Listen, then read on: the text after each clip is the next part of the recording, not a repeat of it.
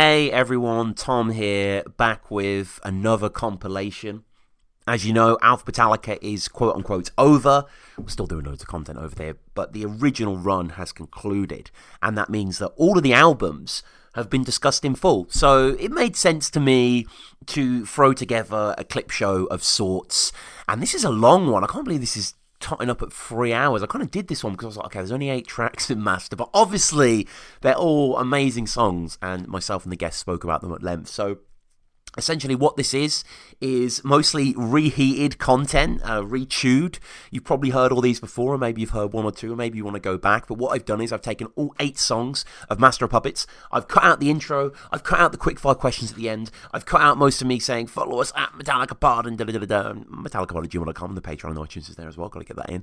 And just presented them as some sort of critical anthology on the album. So I won't waste too much of your time. We've got clips. We've got all the discussions as well.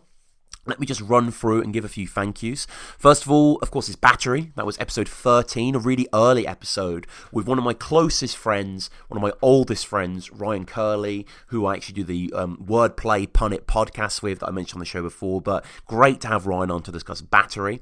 Then Master of Puppets, episode 88 with Daniel Edwards. Really happy with this episode. Daniel, I don't think we'd really spoke, as with most guests, we sort of emailed, you want to do the show, But I was thinking in the back of my mind, like, this is a big fucking episode, Master of Puppets. We really have to knock this one out of the park. And Daniel brought it. Like, he brought tons of notes and some real kind of prescient insights. So, thank you to Daniel there on the second episode. That was number 88. The third episode was The Thing That Should Not Be with Jason K. Great to have Jason on the show. That was number 139.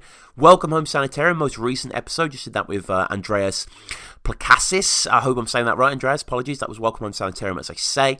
Number 5 was Disposable Heroes with Nick Graham. And it's weird how you sometimes remember where you are with certain episodes. Because I remember, I think this was recorded around Christmas time in my parents' home in Birmingham in the lounge or something. But don't know why I'm throwing that insight in there, but it's Alphabetallica after all. Number 6 was Left Messiah. That was episode 81 with Aidan Connolly. Aidan was on the show, I believe, before when we did the Cunning Stunts review, which was really fun. Definitely go check that out.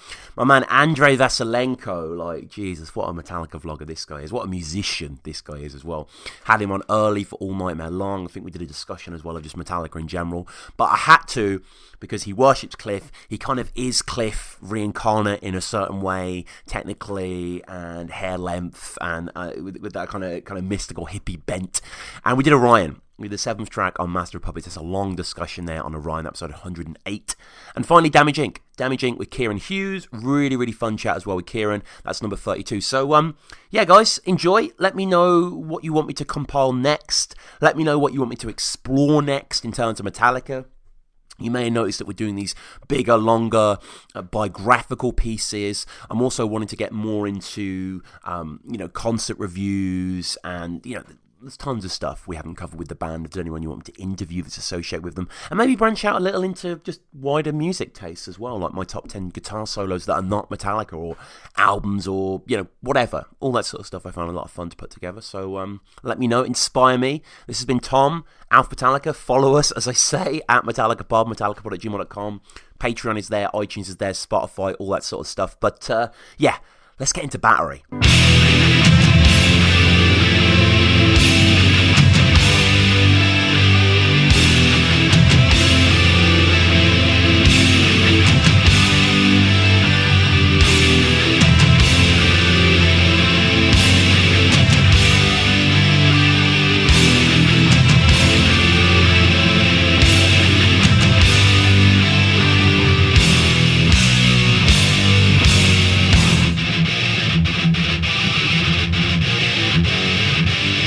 We are here to talk about Battery from Master of Puppets. I mean, just before we get into the song in general, this era of Metallica, you're a big fan? Yeah, absolutely. I mean, coming out of Kill 'Em All, I think is where they really became themselves. Obviously, they were very thrash at the time, but Metallica is sort of a genre in its own, isn't it? So I think coming out the 2 albums afterwards, and Master of Puppets, of course, is like their big album, isn't it? And I think it is pretty much perfect. I don't think there's anything that I could say about the album that's particularly bad, or it's pretty much flawless. Battery included. I think I love this song. Yeah. I mean, just to play devil's advocate, the thing that should not be, not one of my favourite Master of Puppets songs. Oh no, that's true. I don't mind that song actually. I quite like it. No. It's got a bit of a lame charm to it. Yeah. It's fine. But I think Battery, is definitely one of their best, as I was saying in the intro. Really massively impressive song. And I've actually been reading Mick Wall's biography of Metallica, which is absolutely fantastic, and he speaks about sort of the era of them writing this song, and he states that Lars and James would jam in their garage together, quote, roughing out early demos before inviting Cliff and Kirk down to jam along with some ideas of their own. And they're saying as well how, if you look at the credits of the songs, there's lots of different combinations of authors. There's lots of Hammer, Ulrich, Burton, Hetfield compositions or something like that. But anyway, there's only 2 songs in a very Lennon and McCartney way that are just Hetfield, Ulrich on Master of Puppets. That is Leper Messiah and Battery. Oh, right. 2 kind of similar songs. Yeah, kind of very riffy driven, like. Yeah. Very sort of heavy and sort of in your face, and they both follow a kind of a similar structure as well. Yeah. I think that's fair. They've definitely got a certain jaggedness to them. Like, apparently this got the nickname of this some Ennio Morricone thing. Sort of Ecstasy of Gold, kind of classical scope that it was going for. It's absolutely crazy, this song. And for me, it's that intro. I don't know about you, Ryan. That kind of it's tense but beautiful. That droney acoustic intro. Oh, I love it. It's so cool, and I love the way that it built. In fact, it's the perfect song to mess around on a loop pedal with, because you can just build it up layer by layer. You can do it piece by piece. It's beautiful. Yeah, no, it is, and it's so. You said they came out that Kill 'Em All era, and it is amazing. This came out 2 years after Kill 'Em All or something like that, maybe even less, and just it's really sophisticated, not only sonically in the way that the intro just sort of in a very 80s way, but in a very satisfying way, gets more and more and more epic. But just the very sophisticated sort of classical playing that's going on. It's very tasteful. It's very accessible to an 80s metal audience. It's nothing too Django Reinhardt-esque, but it's great melodies that really kind of it's volcanic at the end. Yeah, and it really is. You say volcanic, where it is the intro is really building up that pressure, and then all of a sudden you have the heavy guitars, but it's still sort of classical and sort of almost waltzy. It's kind of swaying back and forth, and then out of nowhere you have that eruption of the beginning of the actual heavy riff. Yeah. It's unbelievable, and there's a fantastic book actually that I think I've told you about this, Ryan, but I've definitely mentioned this on the podcast quite a few times. This is Back to the Front. It's like a sort of coffee table book that's a history of Metallica in this era, this sort of 86 Master of Puppets era, essentially. Sort of opening and closing with with Cliff's death, but it's really brilliant book. I have to show it you next time we meet up. It's a great book. Absolutely, it's great. No, it's really good, and they speak in depth about the songs of this era, which are the master songs. And Kirk Hammett says of Battery, quote, "The first time I heard the Battery intro was months earlier at the Colson house of our friend Dan. James played it on the Fostex, and Dan goes, 'It sounds like the Pink Panther theme.' James almost tore his head off. I just thought, holy crap, because not only had James doubled the harmony, he tripled it and quadrupled it on all 4 tracks, so it sounded monstrously heavy." And James says, quote, "The Battery intro happened pretty much out of boredom. I remember sitting on the couch at the house, not being able to sleep. Back then, when channels signed off at night, they played the national anthem, but Channel 4 in the Bay Area played a classical piece, Fauvre's Pavan. It was such a great melody. I'd grab an acoustic, play along, and eventually wound up with chord progression that got me thinking, what would be the ultimate intro? I wanted something with a lot of build that would raise your hair up and give you goosebumps. The acoustic part starts, and it's building like an approaching storm. Something's coming. You can feel it. It starts off soft and quiet, then boom, the heaviness takes you to another level. I thought, oh man, this is how I want to start the record. This is how I want to start the show." Oh, that's great. It's great that he was looking for the perfect intro, and he got pretty close to it, I think. Yeah, I think it really, in the pantheon of epic rock song intros, of which there are so many, I think this one, it's not only the skill of that intro that is so good, but it's also the riff, which the chugging of that riff, like it sounds almost like it's stuttering as software. You know what I mean? It kind of sounds not off key, but it's so like, you know, Metallica do their songs. Think of Cyanide in the chorus, for example. It's quite lazy and groovy. This is just like an onslaught. Yeah, well, I guess which fits nicely with the title and the lyrics of the song. It is just aggression. Yeah. It is. It's just kind of, they've gone past metaphors. And then exactly. There's no dancing around the issue anymore. It's just all about punching you in the face.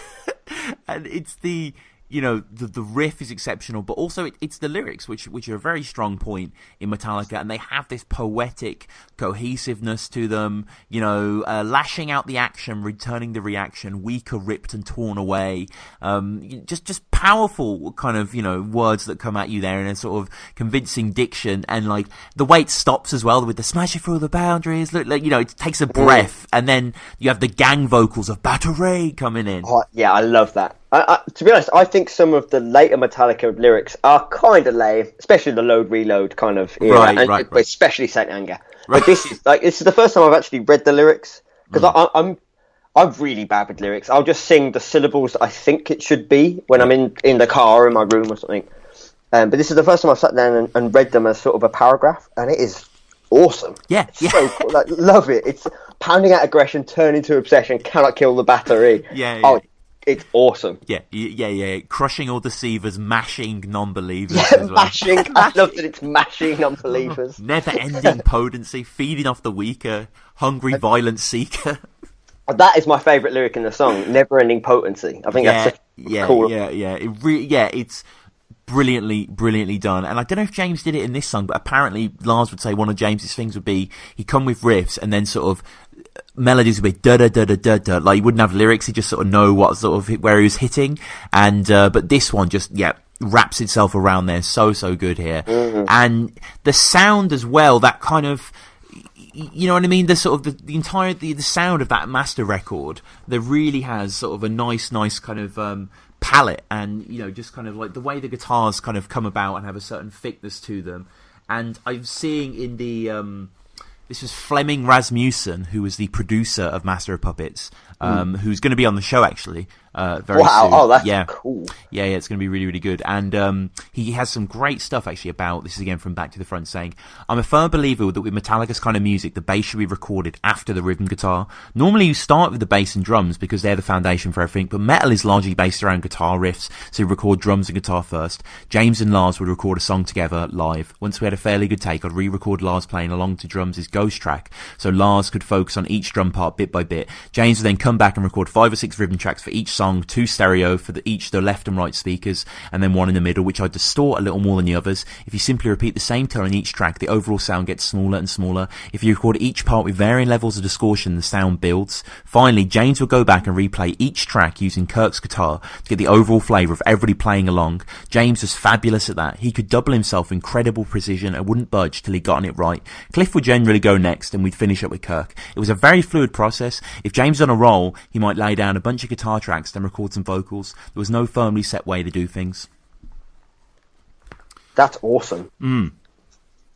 Because you really can't tell, especially with a quick song like Battery, that it's double tracked at all. No. It does have a, you know, absolute genuine kind of element to it. And Ryan, I'm guessing you're similar to most fans. You're just a big fan of James Hetfield in general. Oh, he's great. Yeah, he's got to be one of the best people in the world, I think. Just in terms of, like, he's a nice guy, he's great at what he does, and, like, you know, a lot of metalheads kind of seem a little bit, I don't know. Metal people tend to be kind of nice. You know what I mean? Yeah. Like, if you go to, like, rock clubs, it's just, they're just generally nice people, and he's sort of the father of that kind of image. Yeah. I think that's fair. I think you've also just got to admire really how long they've been going, you know, how brilliant of a musician he is, full stop. Along with something like Battery as well is just, the mind boggles how you would sing above it. Yeah. Like, if you walked into a band practice with that riff, everybody would be like, right, okay, what now? What do we do? But regardless of that, how many times do you reckon Battery's been played? It was first played March 27th, 1986. How many times do you reckon Metallica have played this song, Ryan?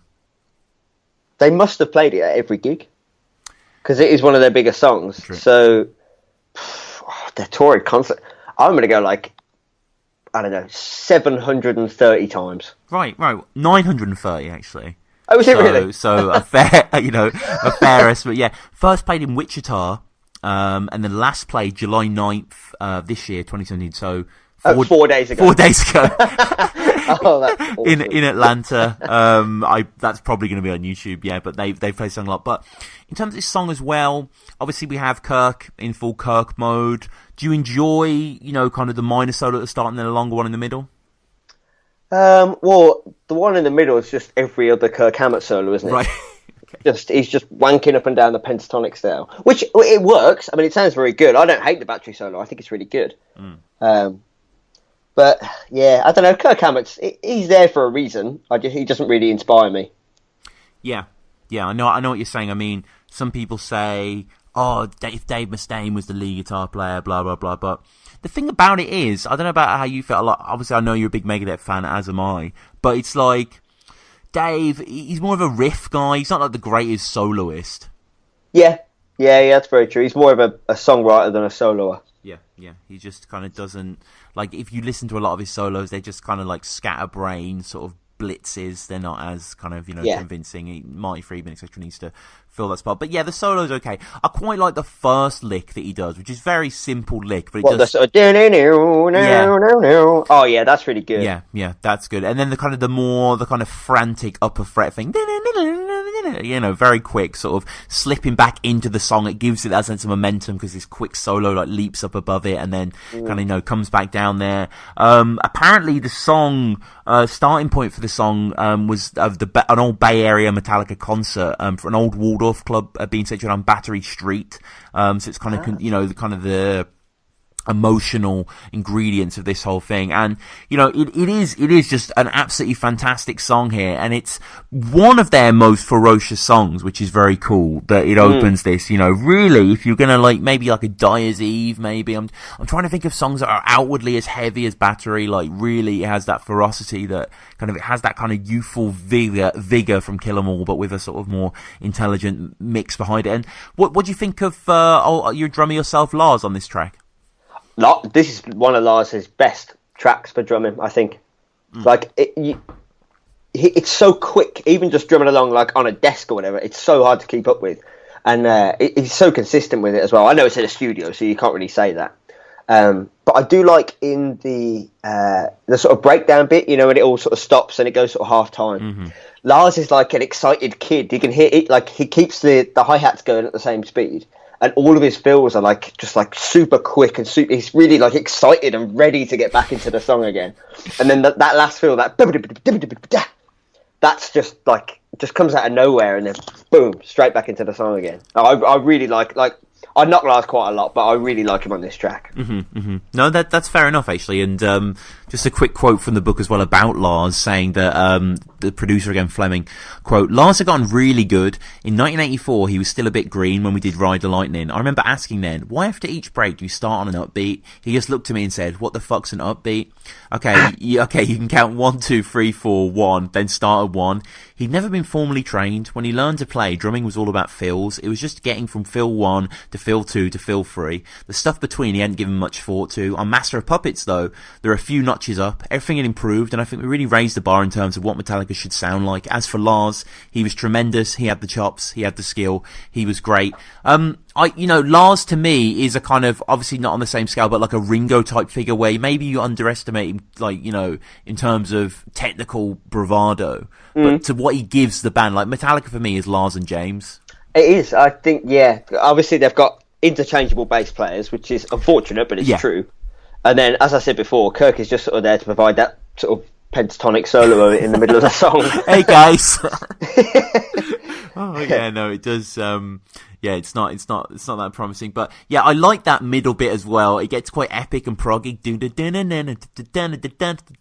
kind of quite repetitive sort of motif there, and the way it stops and yawns open and then the solo comes in. One of the highlights as well for me is that thrash riff, that da da da da da da da da. Oh, it's almost like mechanized, isn't it? It's just coming at you. Like, one, bah, bah, bah. Yeah. Awesome. Oh man, it's so brilliant riff. Well, I think one of the best riffs. I absolutely can't. I almost like it more than the main riff, just because it has this sense of finality and clatter to it that I really enjoy. And the song itself, I think how long is it? Yeah, I'm just checking now. It's about 5 minutes. Yeah, it's just so it's kind of 5 minutes 12. So it's not, it doesn't outstay its welcome. No, I mean, considering it's got so many pieces and parts, and that's including the intro, it's more of an intro to an album, isn't it, than a song? They just happen to tag it onto Battery. So I think 5 minutes is okay. And Metallica have a bit of a habit of overextending their songs, especially in the later years. Yeah. Oh yeah, definitely. And regardless of that, the song is madly popular. Apparently, it's on Rock Band 2.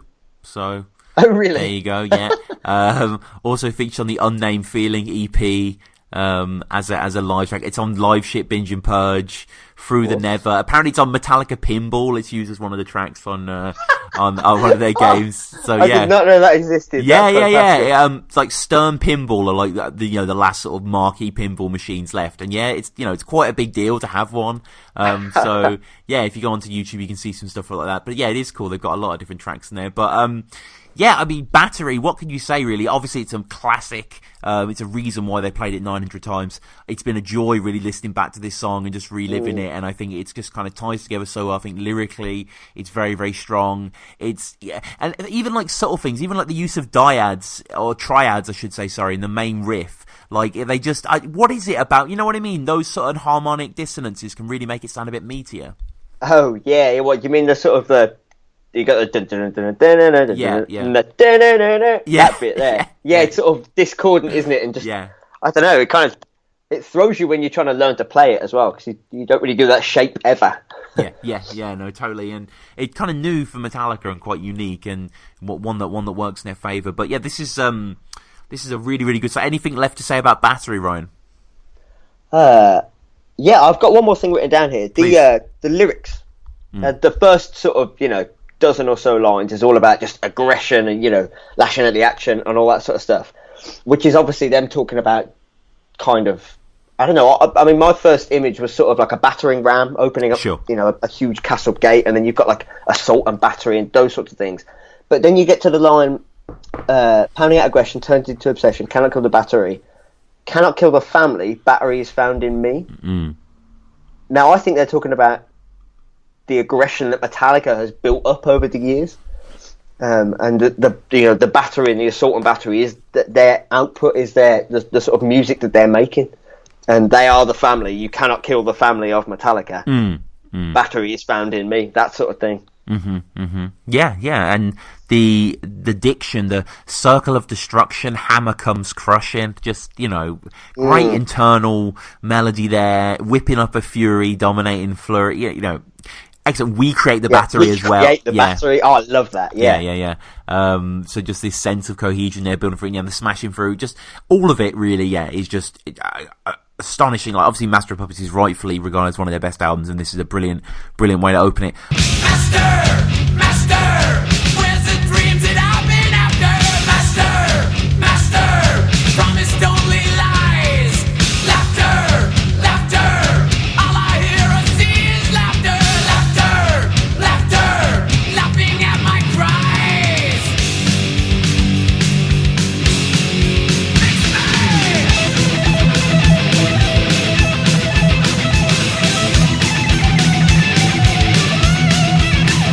Sure, like all Metallica fans around the world, we can agree that Master of Puppets is one of the band's best ever songs. Like, what about the first time you heard this song? Do you have any memories? Yeah, that was actually on the S&M album, when it comes from Cthulhu straight into Puppets, and that was basically my whole ride to school. It was like 20 minutes, so it was those two songs over and over for 2 years straight. Let's get into this track, the titular track from one of the band's greatest albums as well, and it has an unbelievable intro. You mean, it's up there with fucking Beethoven's Fifth, the dun dun dun dun, like dun dun dun dun. Like, if you just did those four percussive movements to anyone around the world, they would know it was Master of Puppets. I mean, it's such a genius intro, right? Yeah, it's just that abrupt start, and then it's straight into the chromaticism, just descending all the way down. It's just iconic, Yeah, and it's like that. I'm glad you point out that chromaticism, because what they're doing there, just descending, 7 open, 6 open, 5 open, going just down and then up and just playing with that. It's such a simple thing, and in the hands of many other bands, it would be almost a bit monotonous. But I think with Metallica, with James, it's this constant sense of building, of moving forward, until eventually you get to that, that orgasmic release of the spider riff. That whole sequence is breathtaking, that intro. Yeah, I think Hetfield's definitely the master of that, the tension and release. He's building it, and then he's building even more tension with that spider riff as well.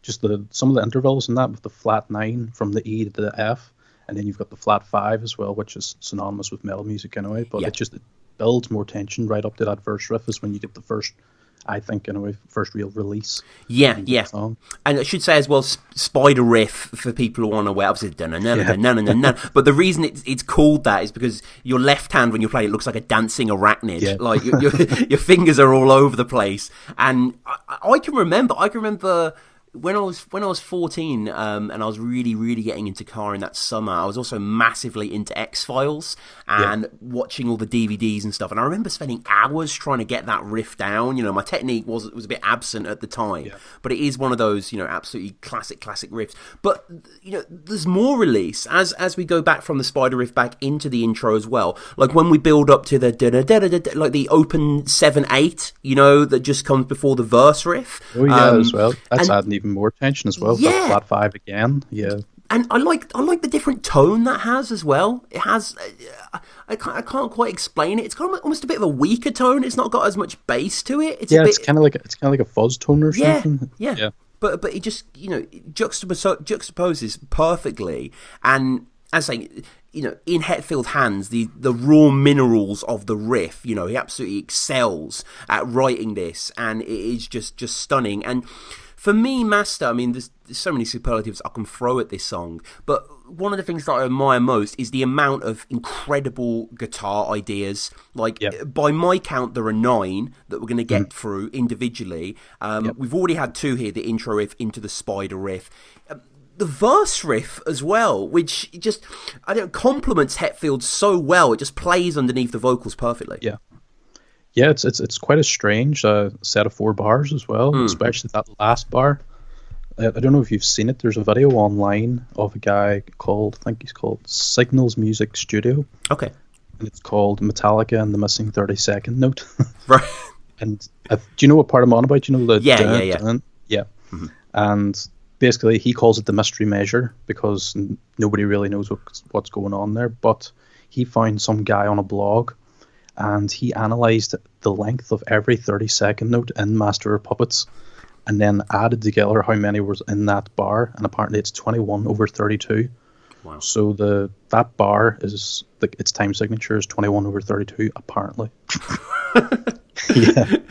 It's the way, for me, it locks into the lyrics as well. So it's, and a passion play, da-da-da-da-da-da, down but in a way, da-da-da-da-da-da. It just fits absolutely perfect. Perfect. Backs up. It's kind of like a call and response. Yeah, it is. It really sort of, reinforces the verse rhythm as incredible. And something that you only really listen to when you're listening with headphones, but the treatment of the vocals as well. Like when Hetfield comes with End of Passion Play, you're like, and a passion play. Like it kind of comes into the speaker from the left and right. It's kind of like him just like assaulting your senses there. And his voice as well. I mean, it's 86, so we're not getting into the grand sort of Black Album rock star tone here. But I think there's a perfect meld on Master of that youthful indignation and that kind of stadium command. I love the way James sounds on this song and the album in the whole. Yeah, it's kind of just before 88, the whole Justice thing, where his voice started to get lower, but you still got a bit of that rasp from Kill 'Em All still there in his voice as well. Yeah, it's really cool. What do you think about the sounds of the guitars, the rhythm guitars? Oh, I love it. It's like one of the best metal tones on guitar you can get. Yeah. It's bright, but it's still got a bass. It's still heavy. Yeah. There's a lot of space to it. We spoke to Flemming Rasmussen about a year and a half ago on the podcast. I can't really exactly remember if we discussed specifically James's tones. We probably did. What he was saying there was that he built up the tones. It was like a quad track, so he had like a really like a crunchy type tone and then a slightly more overdriven tone. Yeah, it's like the thickener, I think he referred to. Yeah, so it's like building the gain rather than slamming it all just on the one track. It builds it up gradually, which works really well. Yeah, it does. And I mean, we move forward into the chorus, which is incredibly catchy. You know, not only because it's appealing to sort of the gang vocals with the master, and again the silence, the lacuna that is drawing that power out, but just the very 80s guitar in the chorus, dun dun dun dun dun, you know, it's very melodic, very fiddly. I love it. Yeah, that's a Kirk riff. Have you listened to the deluxe version yet, with all like the riff tips and stuff? You know, I know they're on Spotify. I listened to one or two, but I need to go back, because one of them's like 12 minutes. I think a master cut of like I think they play it and then they go over some of the riffs just at the end. I think it's just James and Lars going through everything.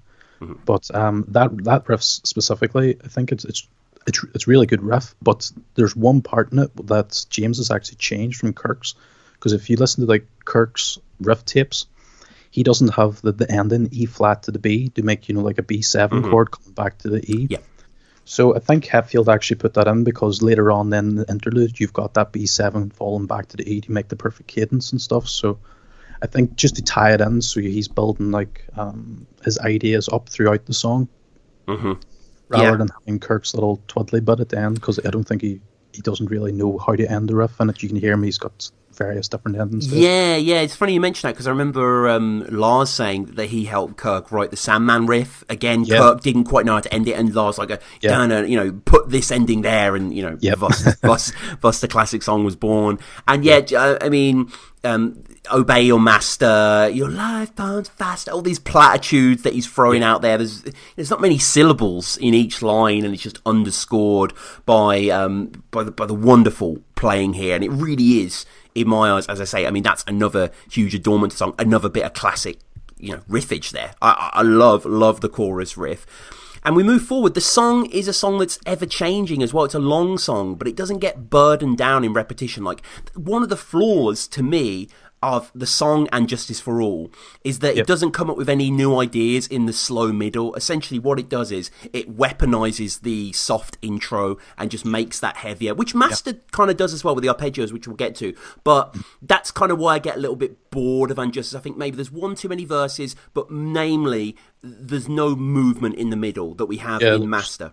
There's not much development throughout it. No, I would agree there. So we get to 3 minutes 30 with the master, you know, all the evaporating stuff, which again sounds brilliant. Like, doesn't sound dated, doesn't sound lame, definitely could, plays into the idea of the song, the idea of addiction and the voices in the head and all that sort of movement. And then getting into then that clean arpeggio, which really feels like a shaft of light breaking, doesn't it? It's a real breath of fresh air in the middle of quite a monstrous track.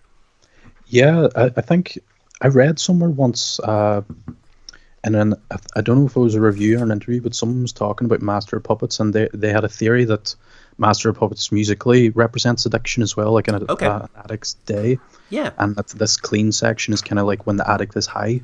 Mm-hmm. And I think that tail from the shouts of Master is kind of like falling into, you know, Master. Yeah, I can see that. Yeah. And then these, like the clean chordal passage, then it just sets the mood. So it's to what's about to come with then the arpeggios and stuff. Mm-hmm. But this section, especially like the harmony that James is using, it's actually really colourful, and for a thrash metal band, like I don't think you would hear like the likes of Slayer or Megadeth or Anthrax doing something like this. No. But and it's quite an irregular phrase as well. It's 5 bars in length with 2 bars of 2/4 on each end, and then 3 bars of 4/4 in the middle. So it's a bit strange in that aspect. Mm-hmm. But could I go through the chords here actually? Please. So you've got E minor in the first bar for 2 beats, and then you've got D, and then he goes to a C9 for 3.5 beats, but then on the and of 4 he's going to a C major 7, and then the next bar he's got an A suspended 2, which goes to a B7, but then on the last bar he hits an open G as well, which makes that B7 a flat 13. And I don't know if Hetfield knows that he's doing this, or if he's just playing with open strings on the guitar. But it's really colourful harmony for a thrash band. it's amazing. It is, and it reminds me a little bit of Fade to Black in the sense that he's kind of holding these chords and then picking them, and also I love the legato in that riff as well. It always kind of like makes me smile. It's always a really nice touch, and the melody lines that you mentioned, so true. You would never hear any of this on any of the other big four. I mean, you've got to think that I know they were all really grounded in music and stuff, but you've got to think there's that Cliff influence, the Lizzie influence that they're all massively into. I mean, a lot because a lot of people always point to Maiden as well. Like, I'm a big Maiden fan as the harmonising leads, but for me it's Lizzie. I think Lizzie did it way better, and Lizzie were more melodic as well. Yeah. And I think even someone that doesn't play guitar, when I saw them play this in Birmingham, it happens at all their shows. People will sing those harmony lines back to them. We could harmonise now and do it. You know what I mean? No one would have any trouble singing those. And I love that point you make about this being the high, because I'd never thought of that in like 13 years. But yeah, that totally makes sense. Yeah. And I love the sense of the book ending. So we have the harmonised line into James's solo, which, I mean, as a Metallica fan, always a treat when James solos, right? Yeah, definitely. It's really lyrical, the way he solos. It's not flashy. It's just exactly what the song needs. And I think he puts a lot of time into it as well. Yeah, you can really feel that. And certain bends as well, they're really throaty. They're really filled with kind of a sort of painful emotion that he's drawing out of the song. And then it seamlessly goes back into do-do-do-do-do-do-do-do. And one of the demos riff tapes that I listen to on Spotify, you can hear that melody line unaccompanied, just with Lars playing, and sort of they're trying to work out the rhythms and stuff like that. And I don't know, the song has no hairs on it. The song progresses so brilliantly, so seamlessly. So when it goes from the harmony line after James's solo into it getting heavier, into the arpeggio being played heavier as well. I mean, it's just such a cohesive movement, isn't it? Yeah, I think especially Lars's drum arrangement, just if we could go back to the interlude just for a couple of seconds, he bookends Hetfield's solo as well, along with Cliff, because if you notice, he kind of utilizes a halftime feel, and his accents are on weaker beats within the bars rather than strictly just emphasizing, the harmonic downbeats of the progression. And this, I think, that adds to the high or the dreamlike quality of that section. And I think a lot of drummers would have just, played straight through that, but I think it just proves that Lars, he's not just playing for the song, but every section is given full attention, and it's just such a nuanced approach. And it's the same with Cliff's playing, because on Guitar Hero, like, they put up the isolated bass track. The stems, yeah, you can really hear that in Cliff's playing as well, like the rhythms that he's doing. And then when it does come to Hetfield's solo, Lars goes back into the 4/4, and it really just drives home Hetfield, so it backs it up really well. I think it gives it like this forward motion, and I think that's what makes that section is the rhythm section.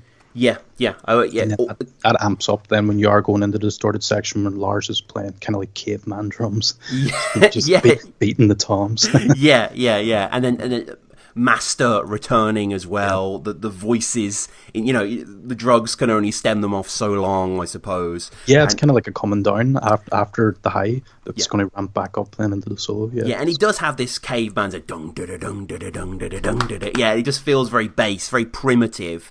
Yeah, and they go to that F sharp. It's like they kind of do that Metallica throughout most of their catalog, just to build tension, go into that F sharp and then release back down into the E. Yeah, it's amazing. Yeah, and where's the dreams that I've been after? Laughter, all that sort of stuff. And James singing "Fix Me," and then we get into Kirk's solo. What are your thoughts on this lead? Yeah, I really like it. Yeah, it's an interesting opening line because it's built off an A minor and he's playing an E, but it works. Yeah, I'm trying to find right now actually, because have you read Back to the Front? Is that the big copybook table? Yeah, that's right. Yeah, not table book. Yeah, no, I have. Yeah. Because in that, I can't find it at the moment, but in that I remember Kirk talking about the solo that they did and Gary Moore being quite a big influence actually at the time. Because I mean, obviously we mentioned Lizzie before, his work on actually an episode a few months ago, Thin Lizzy's influence on Metallica, which basically was me just talking about Thin Lizzy. I didn't really talk about Metallica, but Gary Moore, incredible guitar player, obviously rest in peace as well, and it kind of playing on that idea, that sort of corridors of power playing playing, and it is a wonderful solo, and there's kind of odd sounds that he hears as well. I'm pretty sure he flicks his finger on a high harmonic or something like that. And I know that at the time he was very much in his Steve Vai bag, and I've actually been going back and listened to David Lee Roth's second album, his second with Steve Vai, Skyscraper, which is an unbelievable guitar album. I really didn't give that time of day when I was younger, but anyway, yeah, so it's kind of in that mode, in that sort of Guitar Hero mode, and yeah, I give Kirk so much fucking shit on this show about his about his lead playing, but I have to bow down to this solo. I think in this era, you know, he was up there with the greatest, and I think it has this kind of frenzied to it, this kind of desperate sort of chaotic mania to it that perfectly complements the whole song. Yeah, I would agree, and I think this definitely the 80s is his best era. I think that's when he was really trying. I think now it's just about, especially live, I don't know if he cares, but no, I think he cares about Metallica, and you know he still loves to play. That, but yeah, I agree. Performance, yeah. He doesn't feel like a student of the instrument anymore, Yeah, he did all his learning back in the 80s, and then he kind of just said, right, that's me now. I'm finished. yeah. And I'm sure when he goes into his solos, you know, really he's probably thinking about werewolf movie posters or something like that. His mind's elsewhere. Now, a bit of interesting stuff about this song that I didn't realise that I found as right doing this song. The riff, again, another great. So just to count, in terms of the amazing guitar parts. So we've got the intro, we've got the spider riff, we've got the verse riff, we've got the chorus riff, we've got the arpeggios, we've got the harmony lines. I've counted sort of both solos. Maybe we can count either solo, so that'll get us to 8. We then sort of have the kind of heavier thrash riff. I kind of really don't know how to term it. It's just kind of like the down below power chords riff. But then there's the Ascension riff, the which is so good as well. Which almost, you know, it feels like a bit of hope, perhaps, maybe like that kind of after high that you have or whatever that kind of is misleading a second breath. Now, did you know that this was inspired by David Bowie, that riff? Yes, I read that somewhere, and I can't remember what song it is, but I have heard it, Yeah, I literally read this today. So the song's called Andy Warhol, and I will include a clip right here.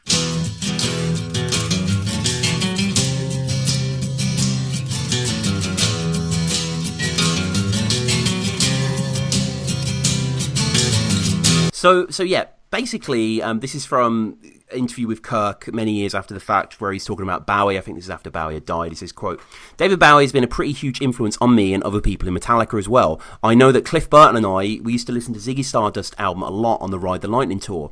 The title, Leper Messiah, is actually in the song Ziggy Stardust. And if you want to dig any further into how much of an influence he was, all you have to do is listen to the Bowie song Andy Warhol, and you'll know what I'm talking about. The song was a heavy influence on Cliff Burton and that album. The intro to the song is there for sure. Played in a jaunty acoustic strum, but it's still undeniably there." And yeah, it is completely there. So the riff, as you've just heard, is da-na-na-na-na-na-na, and it doesn't really descend, but I mean, Kirk's saying it, so clearly it is an homage. It's not, it's not an accident, and it's a weird bit of influence there that it's in that track. But I mean, pretty cool, isn't it? The band are always eclectic in terms of who inspired them. Yeah, especially I think they were big into art rock, especially Cliff as well. And then obviously they did the album with Lou Reed, so he's the king of art rock. So. Yeah, and I mean, so the song goes on, goes further, really no sign of slowing down in terms of creativity. We've got the Bowie riff, I suppose I should term it, and the heavier riffs as well. We get the later verses and the choruses, and all of it comes together to a wonderful thing. You know, the fade out as well, where it gets really crazy, and a little bit Damage Inc-esque to echo the feedback into the sort of riotous laughter that closes it, and also closes Metal at Your Podcast as well, and the kind of the stabs of the chords at the end, and James can be heard cackling. And it's just a wild journey. Yeah, I think just the note choices that are being used throughout the song, I think it's really well thought out. Mm-hmm. And when Metallica talk, if you've ever heard James talk about how they write songs, they all get the riffs together and then they kind of string them together. I feel as if Puppets was a bit further than that. It's like they've got these ideas, but they've made them into like this cohesive development throughout the track, the way that they've changed some of the riffs from some of the tapes to fit the whole song, and there's like this common thread that remains throughout. I think it's if you excuse the pun, masterfully composed. It is. True. I will excuse that certainly. Like I have to excuse man unkind. I'll have to. I'll have to look past that as well. But yeah, completely agree. And it is just a monumental fucking song in every sense of the word. It was actually released as a single in France. The only place it was released, on July 2nd, 1986. Apparently it's also issued as a promo single in the US, but as an actual sort of single in France. And James would say of the lyrics that it deals pretty much with drugs, how things get switched around. Instead of you controlling what you're taking and doing, it's the drugs controlling you. Apparently the song was also Cliff's favourite song on the album. He was quoted as saying that when it was released. I mean, let's focus on the lyrics a little bit for you, Dan. What do you think? What do you think? Yeah, they're interesting. Have you seen Absent, the film that James was in about absent fathers? No, I've not heard of that. There's his part in the film is on YouTube. I think it's only like 13 minutes long. It's bad quality, whoever ripped it, but you can still watch it. It's basically an interview of him about how he lost his dad, when his dad left and stuff. And I think in that, or it might be something else, but I think it's this, that lyrically, he admits that in those lyrics he was pointing the finger out at the world, but then throughout what he went through his addiction and his therapy and stuff, that he actually realised that it must have been his subconscious that was actually projecting his shit out onto the world, and how he could then go back and look at his lyrics and how he could relate to his own story through his lyrics when he thought he was soapboxing. So it's pretty interesting. That's fascinating. Yeah, never heard of that documentary. Just on IMDb now, it came out in 2010. Metallica frontman James Hetfield, champion boxer Johnny Tapia, and a diverse mix of people confront parental abandonment in a moving documentary on a spirit-crushing phenomenon that leaves anger, alienation, and longing in its cruel wake. And yeah, it's on YouTube, so I'm definitely going to watch that afterwards as well. And I mean, you know, a lot of metal bands, their bread and potatoes is drugs and the effects of drugs, be it celebrating them or damning them. Doesn't really come up in Metallica too much, but I feel like James is sort of putting his definitive opinion and spin on it. Yeah, I think I read an interview from before they recorded Puppets, that he was at a house party somewhere in San Francisco, and he actually walked into the guy shooting up, and how he found it so disgusting. Yeah. And so that's where the idea from the song came from. But then with his own addiction, looking back, it's kind of came full circle on him. Sure. Yeah, I suppose it's about addiction more than drugs or anything like that. Yeah, and again, in Back to the Front, won't be able to find the quote, but I remember them saying at the Metallica mansion, you know, James would just drink, and I think someone offered him like a spliff or something like that, and he got high and he went crazy, and you know, he just couldn't deal with it, as some people are like so with that. But yeah, lyrically, you know, again, the song is absolutely fantastic. The idea of Master of Puppets, the marionette, you know, the sort of hidden hand controlling everything, is such a brilliant metaphor for addiction, and the imagery as well, and even like end of passion play, like that's kind of like how a fucking Shakespearean soliloquy would start. You know, it's kind of contrived, but I love it. That's interesting that you'd say that, because I just read something there before we came on. There's some guy who did like a metaphorical analysis of the lyrics, right? And he interprets that as the passion plays, and like, you know, the Shakespearean thing, all of life is just a stage, and that we were being played. So maybe in this instance, it's the drug that's being the player; it's pulling the strings. Yeah, absolutely, yeah. And I mean, constantly, you know, James is inhabiting this persona of the substance. Taste me, he's offering. You know, I'm killing you, cruel faster, twisting your mind as well. Smashing your dreams has always been a little leaden to me, but I'm being majorly nitpicky because I do adore this song. But yeah, I'll hear you scream as well, inhabiting all this sort of idea. The natural habitat of hell, never-ending maze, drift on numbered days, your life is out of season, and you know, James is on a tear in this song, and I think you know, he's absolutely terrific here. And yeah, so this song was ranked the third greatest heavy metal song ever by VH1. I don't know what credence VH1 has, but there you go. Martin Popoff, who is a great friend of the show, he's an unbelievably gifted rock writer, rock historian, Canadian, done loads of books on Metallica and Rush and Van Halen, and had him on the show very early on. Actually, we discussed Am I Evil? From this episode 5, so that was really cool. He did a book. He did the top 500 heavy metal songs of all time, and Master of Puppets was ranked as number 2 take a guess at what number 1 was. Tough question. It's quite an obvious one when you think about it. What band was it by? Sabbath. Oh, Black Sabbath. Then. Yeah, it was actually Paranoid. Oh, was it? Okay. Yeah, yeah. Which I mean was like, I think that was written on the day in the studio or something like that, and it kind of feels like it in a good way. But like, you know, even when you play the riff and it's like where your fingers are, it's like, of course, like hammer on 7-9-7-9. It's just like Tony Iommi didn't want to move those fucking nibs, but yeah, it was ranked number 1 as well. And it's been ranked number 1 everywhere on fucking hundreds of magazines. But any more thoughts on the song? No, you can just understand why it is such a fan favorite. It's just genius writing. It is, yeah. And I think it's their most played song live. I'm pretty certain it is. Yeah, I think so. Let me just get the stats up exactly when they were when it's been used. But yeah, I mean, it makes sense as well. I think even when they were doing the by request, I think Lars thought people were going to choose some deep cuts. But it was basically just a normal set list, like Sandman. It was top every night.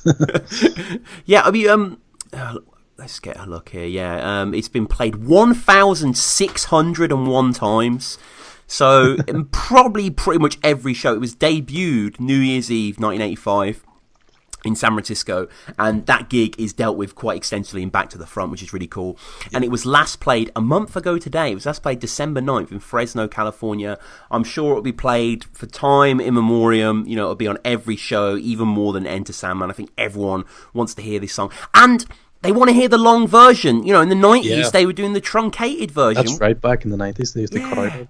Yeah. What was that about? I don't know why. I don't know who pulled the plug on that or whose decision that was, but it was idiotic. Yeah, it'd be like Queen doing Bohemian Rhapsody, but for a 3-minute version. It's like, well, you need the whole thing. You know, you need the cycle. The Wayne's World part. Yeah, yeah, exactly. So a cool thing as well that I mentioned just before we got into the song itself is that you sent me an essay. So just to clarify, this was an essay that you wrote on your undergrad degree, and you basically speaking about Metallica defying genre boundaries. I mean, obviously we can't sort of get into the in-depth arguments there, but what's the abstract? What were you exploring? Well, there was a couple of researchers who were, at the start, they were talking about how people tend to associate musical genre with certain instruments and how they can be genre specific or they can be perceived as genre specific. Mm-hmm.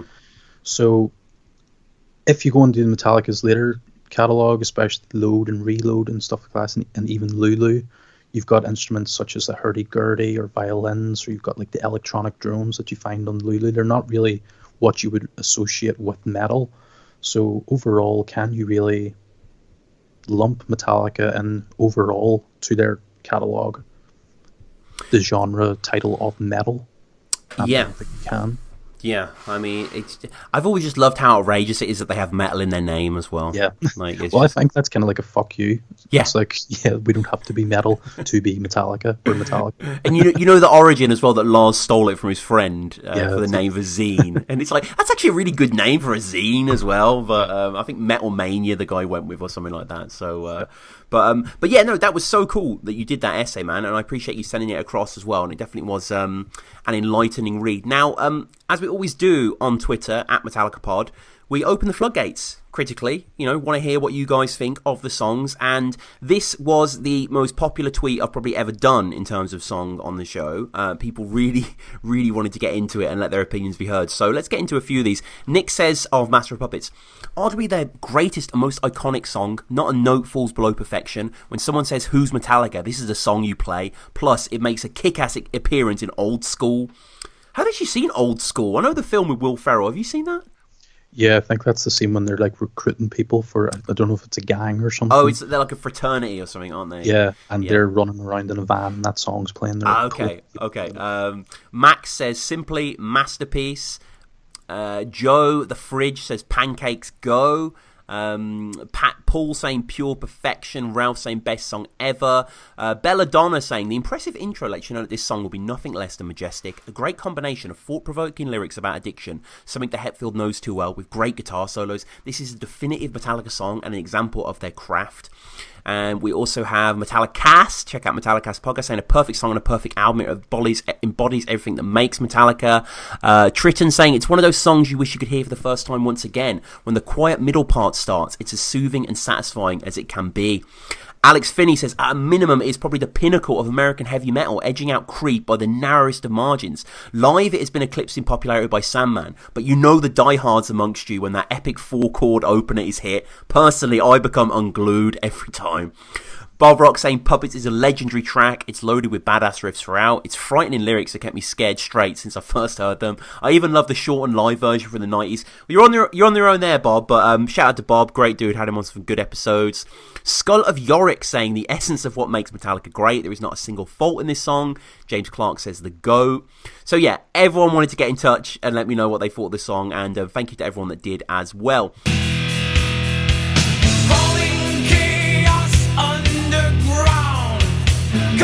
A solemn and twisted sound.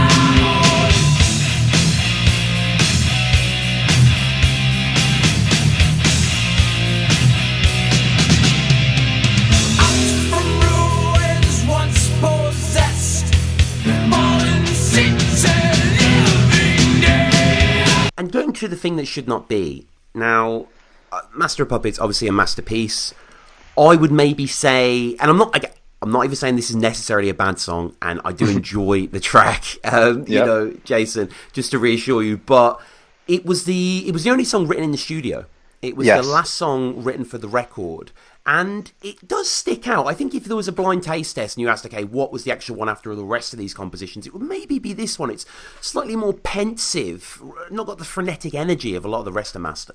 Yeah, definitely. I think part of that is because it's actually the first song on a studio album that they did in any tuning but standard. This is in D standard. There's been like a lot of discussions. If you look at guitar tabs or stuff like that, people think it's a drop D, but if you watch them perform it live, they play it in D standard. Actually, live they play it another step down, so it's C sharp. But the point being, James is playing normal power chord shapes, so in the studio it was played drop D. So that's one part of it that makes it kind of stand out from the others. Another thing I think that makes it stand out is particularly in the verse riff, it's kind of slow and it's back and forth between that clean guitar and the chugging into the back into the main riff. I think that definitely stands out. It's kind of a unique song structure, and it's not, like you said, it's not Damage Inc. or Battery or anything that really they had done in the past besides Fade to Black. It was all kind of straightforward, pounding in your face thrash metal, you know. So I think that makes it stand out as well. You know, it's 6 minutes 36, and I guess one of the issues I have with the song is that it's kind of comprised of the same part 3 times, this same sign of... Okay, it is a shifting riff structure, don't get me wrong, and there's certain endings that are really, really cool, and right. It's very notey selections here. Yep. But, you know, it is this... You reminded me a bit of The Small Hours, actually, which we covered recently on the show. It kind of has that gutter sludge, it's kind of slouching off to Bethlehem, that sort of idea. We get the solo in the middle. It just doesn't have that... I don't know, it doesn't have that compositional nous that I think I totally agree with best that. do. It's definitely the simplest from a composition perspective. It's the simplest song on this album, but I don't think you can necessarily fault it for that. I might get some, and we might take some mail on this one, but I think if you have to choose the weakest song on the album, for me, unfortunately, it's Leper Messiah. Not that I don't like it. I love it. Okay. But I don't know. For me, I think Crazy. in Metallica songs especially, I might give undue weight to the lyrical quality. And Sure. I think I do that because James is such a good lyric writer that when there are weaker lyrics, they stand out especially. And I think Leper Messiah, the lyrics are not, you know, send me money, send me green, heaven you will meet. Yeah.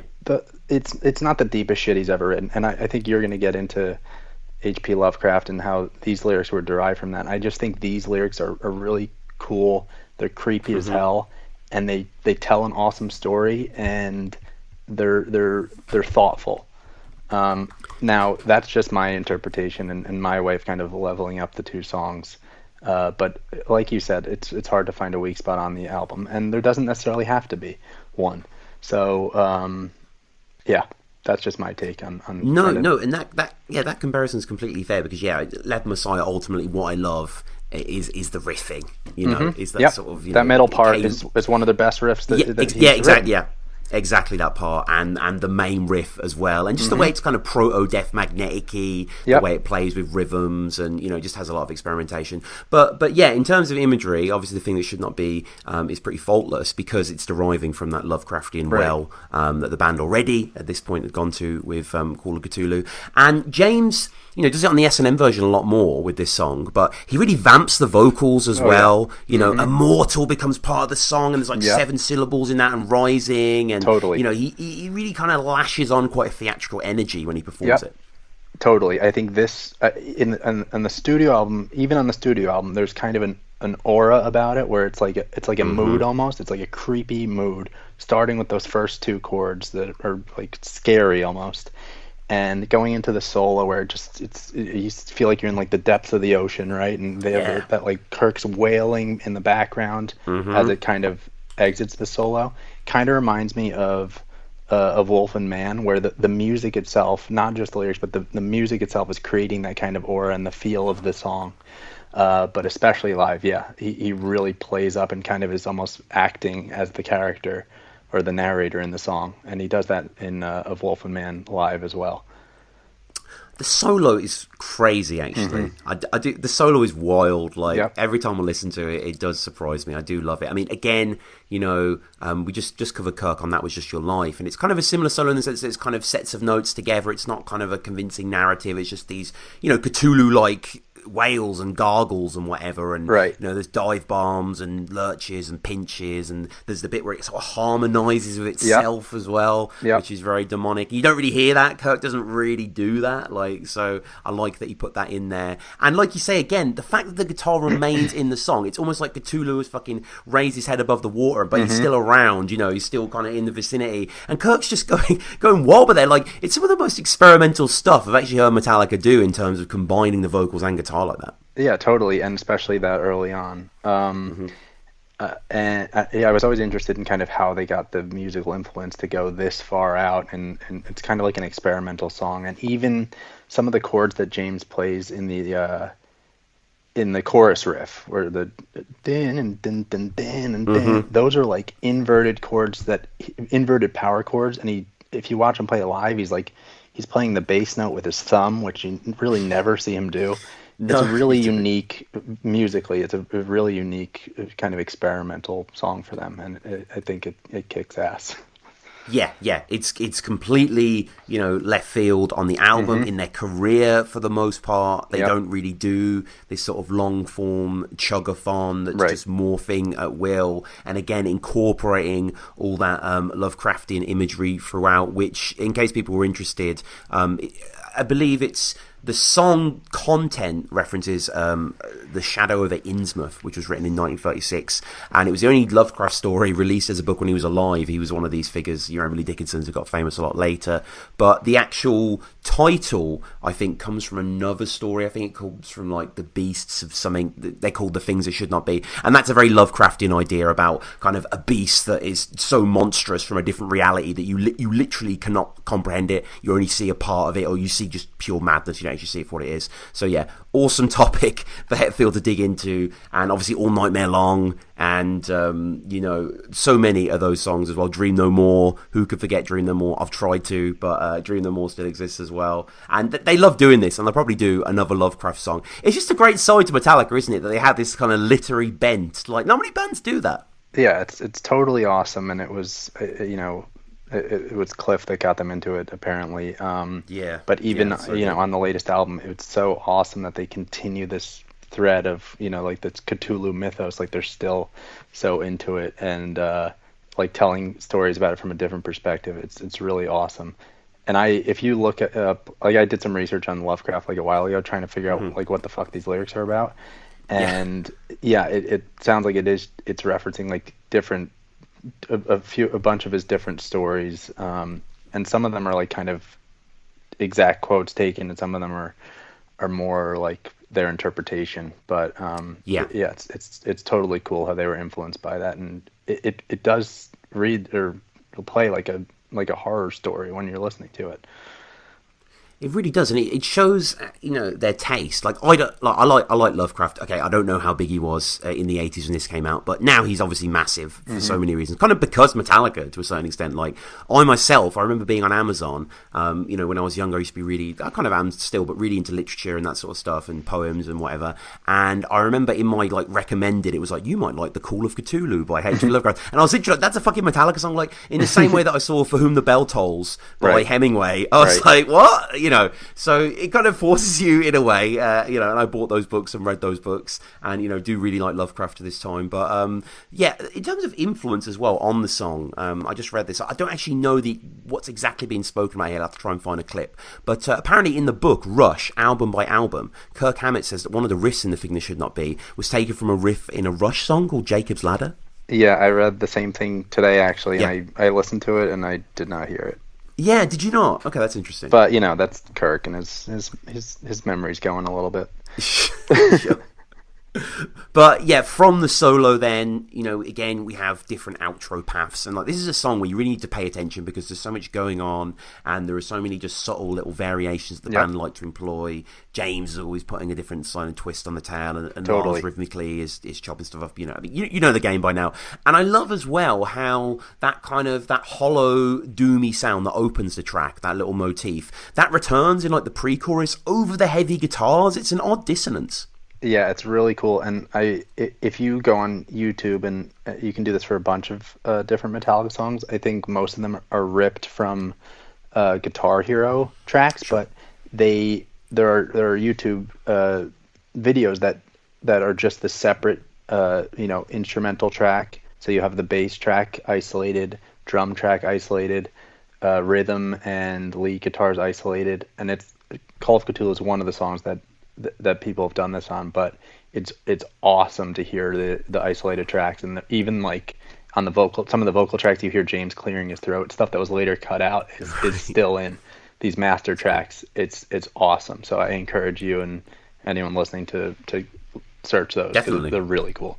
Absolutely, yeah, and there's stuff on the deluxe box set as well. Yes. Like live mixes, and the demos mixes and stuff like that. The riff tapes, of course, as well, which are just to me, they're the most intoxicating thing ever. Oh, yeah. I love hearing that it's a gold mine. Yeah, that's just Hetfield. That's just some. I can listen to hours of that. There's apparently 30 hours of lost John Lennon tapes. I want the fucking riff tapes from Het. I want just 12 hours of him just riffing. That's right. What I need. You could listen to it forever. Yeah. And maybe I'll regret it 2 hours in. I'll be like, yo, these aren't that different. But there's too much 5/7 here. You need to go back to master. But the song continues. The song is quite long. I think that can't really be denied, and the song doesn't really break new ground per se. Right. There isn't, a huge sort of direction shift or, a melody change. What I do like, though, the song has so many things that Metallica don't really do anymore, or never really done, like the harmonized guitar and stuff like that. I love the sort of dead-eyed accompaniment out of the song, that sort of weird string chug. It's really unnerving. I think that's like Kirk on a phaser. And he kind of plays it. If you watch him live, he plays it he picks up on the neck to get kind of a different sound off the strings. Yeah, it's awesome. And that main rhythm riff underneath that, it's 3 notes, and it's just heavy as hell. It's so simple. It almost reminds me of Walk by Pantera, where it's so simple but so heavy. Yeah, absolutely. I mean, I don't know, I would say Walk's almost heavier than this. I know Newstead said this is the heaviest thing ever, but I mean, this is... No, I mean, it's kind of heavy without the overdriven sort of, I agree, and Walk isn't even a power chord. It's literally him bending one note. One string. But it's open one. It's crazy. Right. It's, Love it. But this song, especially live, they started playing it live on the Damage Inc. tour, right off the bat. And like everything back then, they played it a million miles an hour, and I don't think it had the same effect. No. Because this is a sludgy song that I think is best served by being played at least as slow as it is on the album. But they brought it back in 1993 and the Nowhere Else to Roam tour on the European leg, and they play it slower than the album version. And like I said, they play it tuned down another half step, and it's so heavy. And I think this is one of the Metallica songs that sounds even better live than it does on the studio version. Yeah, it really does. The S&M version, you know, some of James's shit. That is when James remembers the lyrics, I should say. Yeah. But when James screams like, "Oh my God," before Kirk's solo and stuff, and like, you know, all the experimentation that Michael Kamen and his very talented people did. The 89 version as well, great version. I mean, 89 version of anything is a great version. Yeah, pretty much. But yeah, I mean, that, I think vocally back then, that was kind of James's peak. I can't possibly criticize anything that they did between 88 and 93. That's kind of my favorite era live. That version's awesome, and it has an even more, like, there's an even more of a flanger or chorus effect on the James's rhythm, the clean intro, which sounds awesome. And 265 times it's been played, so it has been played a hell of a lot for, like, not necessarily one of the more popular songs, but it's gone through their live career.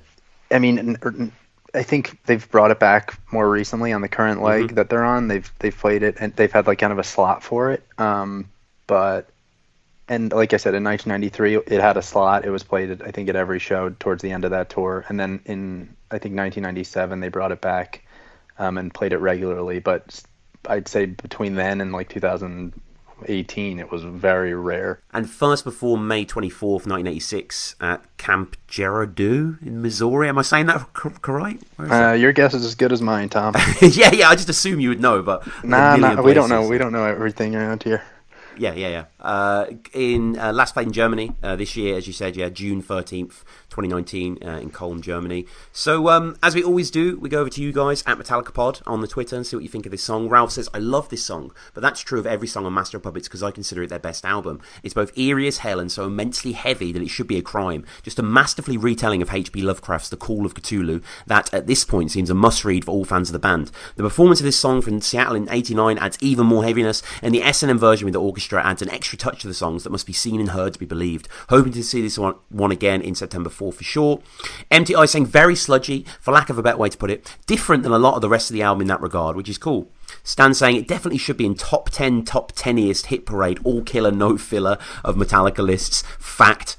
Luke saying, "The only track on my favourite album that I don't love, I can take it or leave it." And Fixer saying, "So fucking heavy." I mean, most people, Jason, respect him positively, which you kind of expect, right? Yes, but there were some people echoing your. There were some dissenters, as well. yeah. There were. I mean, that's okay. Any final thoughts on the track? No, like I said, I think it's cool that they went in a new direction with this song. I think the result is really cool, really unique. I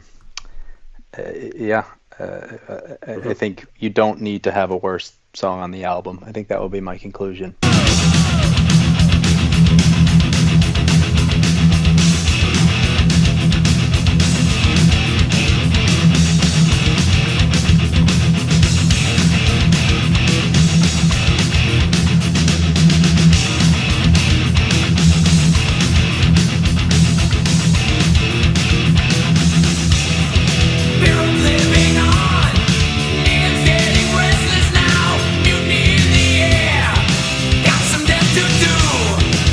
About Sanitarium then, like getting in commune with this track, was that just you just listened to Master and just coming across it? Did you know it beforehand? Well, actually, I first heard this track off of the Live Shit Binge and Purge 3 CD 2 DVD package that I picked up one day from my now defunct FYE, which I miss every day. I got that, and I remember that chain. I remember because obviously I'm a Brit, but I remember For Your Entertainment, right? Yes, that is correct. Yeah, I went there a few times on holiday. We have HMV over here, I guess, a comparable sort of store or whatever. But I bought a lot of good Bare Naked Lady CDs from FYE, low key. Like on the down low, I bought a few of those. But let's talk about Sanitarium, because obviously it's a fucking giant song of the band. Oh, yeah. I mean, the band have so many huge songs that just defy time or era, that are just these monoliths. And, Sanitarium is one of those. Sanitarium's been played 962 times. I mean, obviously we normally we'll get into this at the end of the episode more. I always end, I want to look at has ever been played live, etc. But just to put it in perspective, people who might not be aware maybe about this song, like this has consistently been played. A favorite that's stapled to the top of many lists. It's adored. Like it's Sanitarium, Andy. What can I say? Like, yeah, you're absolutely right, and it definitely holds up, and it tackles a subject like it was based off of, I think, One Flew Over the Cuckoo's Nest. I think that's where they got inspiration from. It was, yeah. Love that movie. Haven't read the book, but love the movie, and I love the whole concept of like people who may or may not be insane but are in there and are trying to get out, because this is about old like insane asylums, which weren't exactly good, but so love that concept. It's real, but and the music is amazing too to accompany that. So getting into the track itself, then the music of this song, and we have yet again an unforgettable intro, and throughout Metallica's balladry, especially as we progress. And, in general, but I think especially when they've slowed down a bit and they're a bit more, contemplative, Metallica can play with a very simple set of notes. So the intro of Sanitarium, bum, bum, bum. Anyone that's played guitar knows they're just playing with the lowest string, the highest string. The highest string's got an octave shape there, and it's chiming out. Think about Nothing Else Matters. Like, I don't know if you're a guitar player. I'm not. I tried to be, but I just didn't have. Well, I mean, not anyone can play the opening riff to this song because it is just open strings. Yeah. You're not even putting your hand on the and James and Co are so just adroit at that, and carving out these real, like when you hear that intro to Nothing Else Matters or to Sanitarium, it's absolutely dyed in the wool there. But what do you make of that? Before we get into that, powerful marching arpeggio riff that moves forward, like what do you think of those opening couple of notes in Sanitarium? Oh, they definitely fit what the lyrics would bring later. It's got this creepy, ominous feeling of like sort of like a empty room with like minimal lighting, and it just sets the mood perfectly, and it sets it up for what the song will become.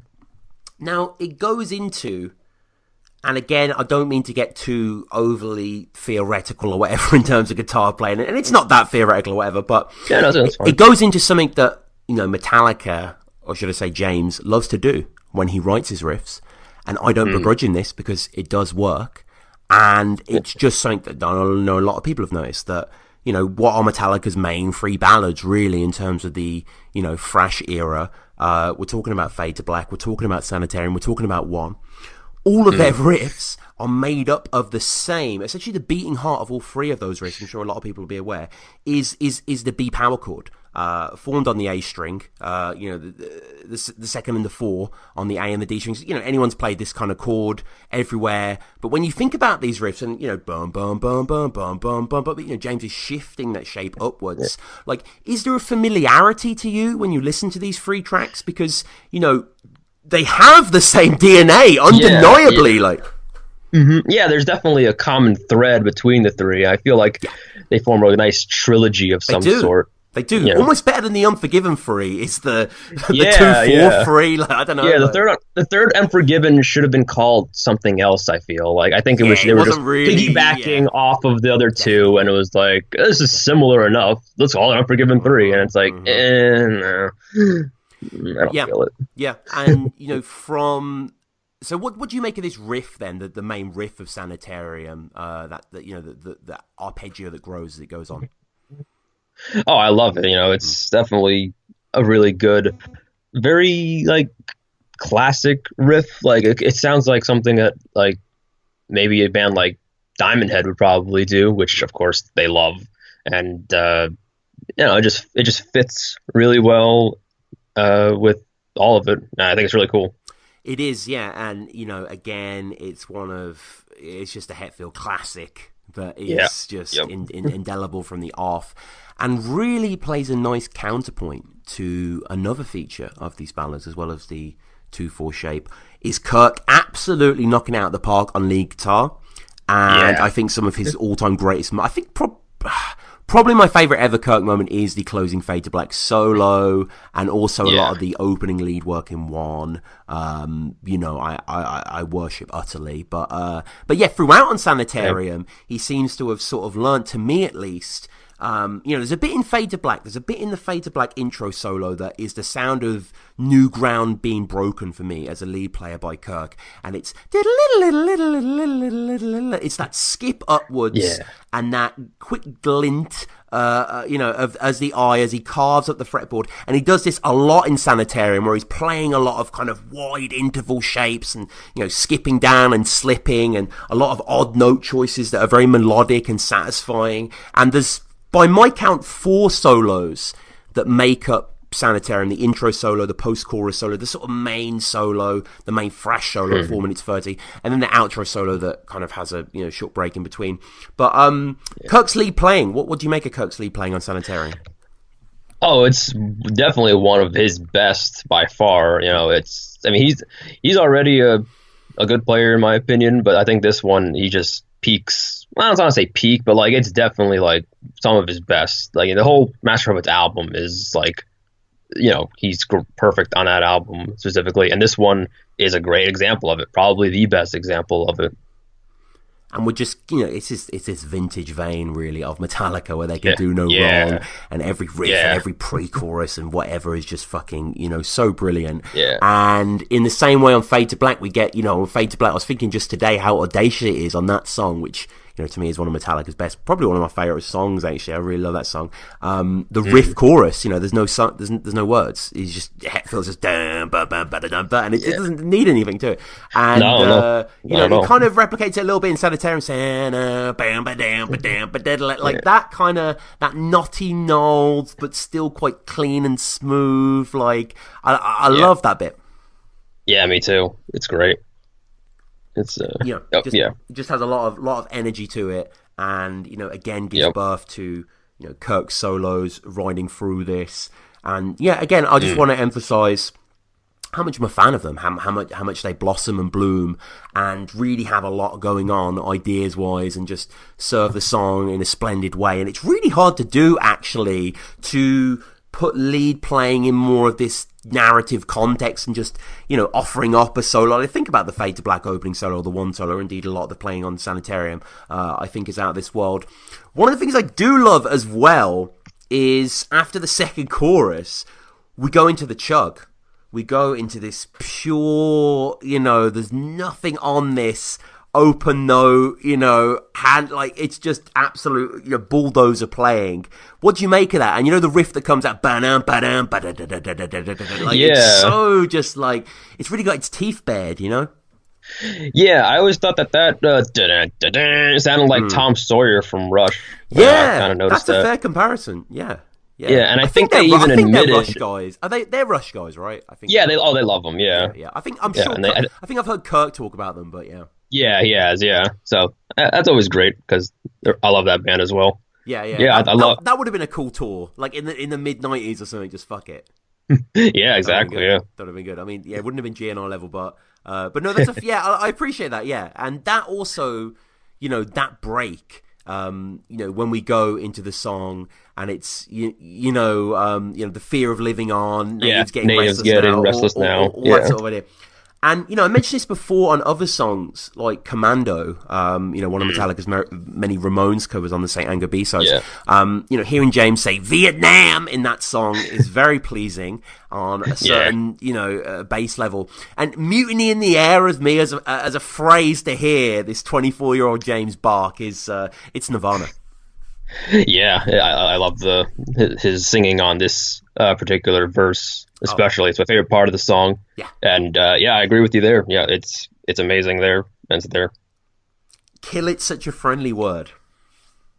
Yeah, that line in particular, it's kind of got some mixed signals there, but in the context of the song, I mean, I can see it, because people are ironically going insane in an insane asylum. Yeah. So that's cool. There's a lot of stuff that I think really works. A lot of lyrics that are quite superb. Moon is full, never seems to change. The idea of the light bulb in the cell, which is just, some quite... It is that Ken Casey idea that you were speaking of before.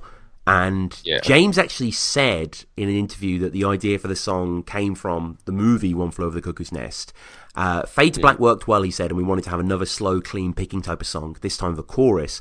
I had trouble singing that chorus, it's really high. And when I went to sing it in the studio, I remember Fleming looking at me like, you're kidding. I said, shit, I don't know if I can do this. So I ended up singing it lower than I intended, but we put a higher harmony on it and it worked pretty well. The riff of that song was lifted from some other band who should remain anonymous.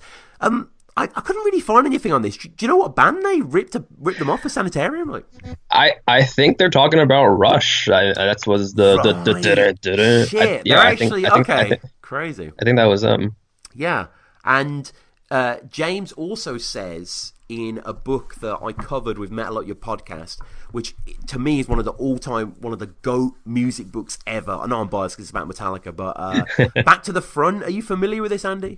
Is that the book on like philosophy, or is that a different book? No, it's like a sort of coffee table book about the master, like the writing of the tour with Ozzy, etc. Like, for Master of Puppets. Yeah. I've heard of it. Yeah. Mm-hmm. So there's a quote here from James. They have a chapter all about when they were recording at the Sweet Silence Studio. It says, quote, Fleming loved the challenge of really nailing whatever sound it was we were after. Where's the crunch? I feel it in the E string, but not when I'm up here in D. So he'd tweak and tweak. It was all about parametric EQ at the time, and he definitely had an ear for it. He loved to experiment. I vividly remember coming in with Sanitarium and saying, production-wise, I want the drums to sound like a heartbeat, like they're alive. This was really difficult to do, but Fleming got to work with a sampling effect that was brand new at the time. He also experimented with all kinds of clean sounds and phasing. So, we haven't really spoke about the rhythm section, the drums in this track, but what are your thoughts on Lars' playing? I think Lars does an excellent job on this play. Recent years notwithstanding, I think he was one of the best drummers of the 80s, although not the best to come out of thrash. I think, say, Charlie Benanti from Anthrax is a technically better drummer, but that's just me. Sure. I guess you've got to take it as a whole, haven't you? Like, he didn't contribute to the Anthrax machine like Lars did to Metallica. Right. Yeah.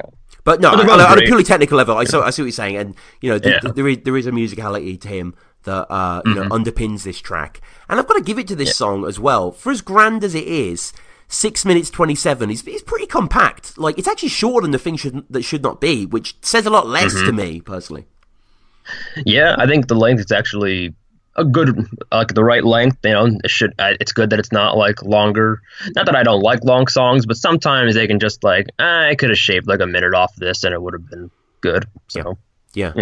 There's certain sections where they extend it, like on this Sanitarium, like just to get it through to that chugging section. And I like the elasticity that they treat it with. And you mentioned before that Metallica and Philosophy book, which I need to do an episode on, really. I've read a few of them ages ago, but I do own it. So maybe I just went through and sort of, broke them down in some internet style. But apparently philosopher William Irving in that book states that Welcome Home Sanitarium is perhaps the most revealing of Metallica songs dealing with insanity. Would you agree? Oh, absolutely, yeah. I mean, it's about a book that's set in an insane asylum. I mean, that's as black and white as you can get. True. And, the actual ending of the song, reminiscent of, say, A Creeping Death and just the live show at the time, trash canning it, like quite a grandiose ending, right?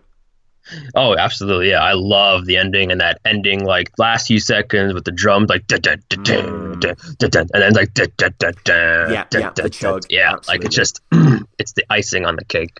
Yeah, it's just, and, like we mentioned before, it's been played an inordinate amount of times. Yes. 962 times. So debuted in Wichita, Kansas in 86, March 27th. Last played this year. Last played a couple of months ago, July 6th in Berlin, Germany, 2019. It continued to be played. I've seen the band live twice, and, they played it both times. And, it remains a staple. And rightly so, right? Like, this is... as heavy as this song is, which it completely is, and it has certain breakdown sections that are still, breakneck and really fucking good. It's tender and revealing and quite catchy and poppy almost, dare I say. Yeah. Yeah, it is one of their most poppy songs, like, if you want to call them that. I mean, it's not like Escape where they tried to write a pop song, but it's definitely like radio friendly out of their thrasher. I mean, all their songs get played on the radio because they're Metallica and everybody loves them. But yeah, this one is actually quite accessible, and it's a really fun ride. I can see why they played it over 900 times. Yeah. And as we always do, we reach out to you guys at Metallica Pod. What do you think of this song? Rick Nashtag, who's been on the show many times, shout out Rick, says, underrated because of the amount of great songs and puppets, but it stands up to any of the classics from the thrash era. Dr. Bass says, love it. One of the first Metallica songs I heard. Found a tape of them in a youth club in Sweden in 1991. Mix of like 10 Ride and Master songs. And this and Fade were the two standouts for me. Plus I can hear all the lyrics, which is unusual for me. Rouse says, just a goddamn masterpiece of the best album ever created by humans. Followed the Fade to Black formula, which is aged incredibly well for them over the years. Has that slow build up to a wonderfully flashy ending. Everyone's firing on all cylinders. The echo on Het's vocal adds to the eeriness of the song. Really conveys the subject matter the song is based on. One Flew Over the Cuckoo's Nest, definitive live version of the Seattle 89 show. Yeah, Ralph, that is a good one. The R4, which is the Ridiculous Rock Reviews podcast, which is a podcast that I've been on myself to cover Van Halen's 1984. Shout out Aaron over there. One of my favourite podcasts, listen to that podcast very recently, says masterpiece. Terran says, love it. I like the story it tells. The guys were young, but the lyrics were wise. Alphabetallica says, love the lead work. It really feeds off the rhythm backing. Combined with the great lyrical content makes it stronger than Fade for me. This is a turning point for next level maturity in Metallica's writing, reinforced by the entire Metallica Master album, of course. Adil says, well, I have to put my money on one for best ballad. This one always makes me reconsider that. Kirk's lead, especially during the first half, is some of the most melodic stuff I think he's ever written. Such a well-written song, so beautiful and haunting. Steph says that final solo still catch me all after years, giving the chills, even after all these years. And finally, Master Pun says, love it. One of the first Metallica intros I learned fully. Any final thoughts on this track for you, Andy? It's just a stone cold classic in my books. If I had to make like a top 20 Metallica, it'd definitely be like in the top 5 for sure. Is it better than Fade to Black?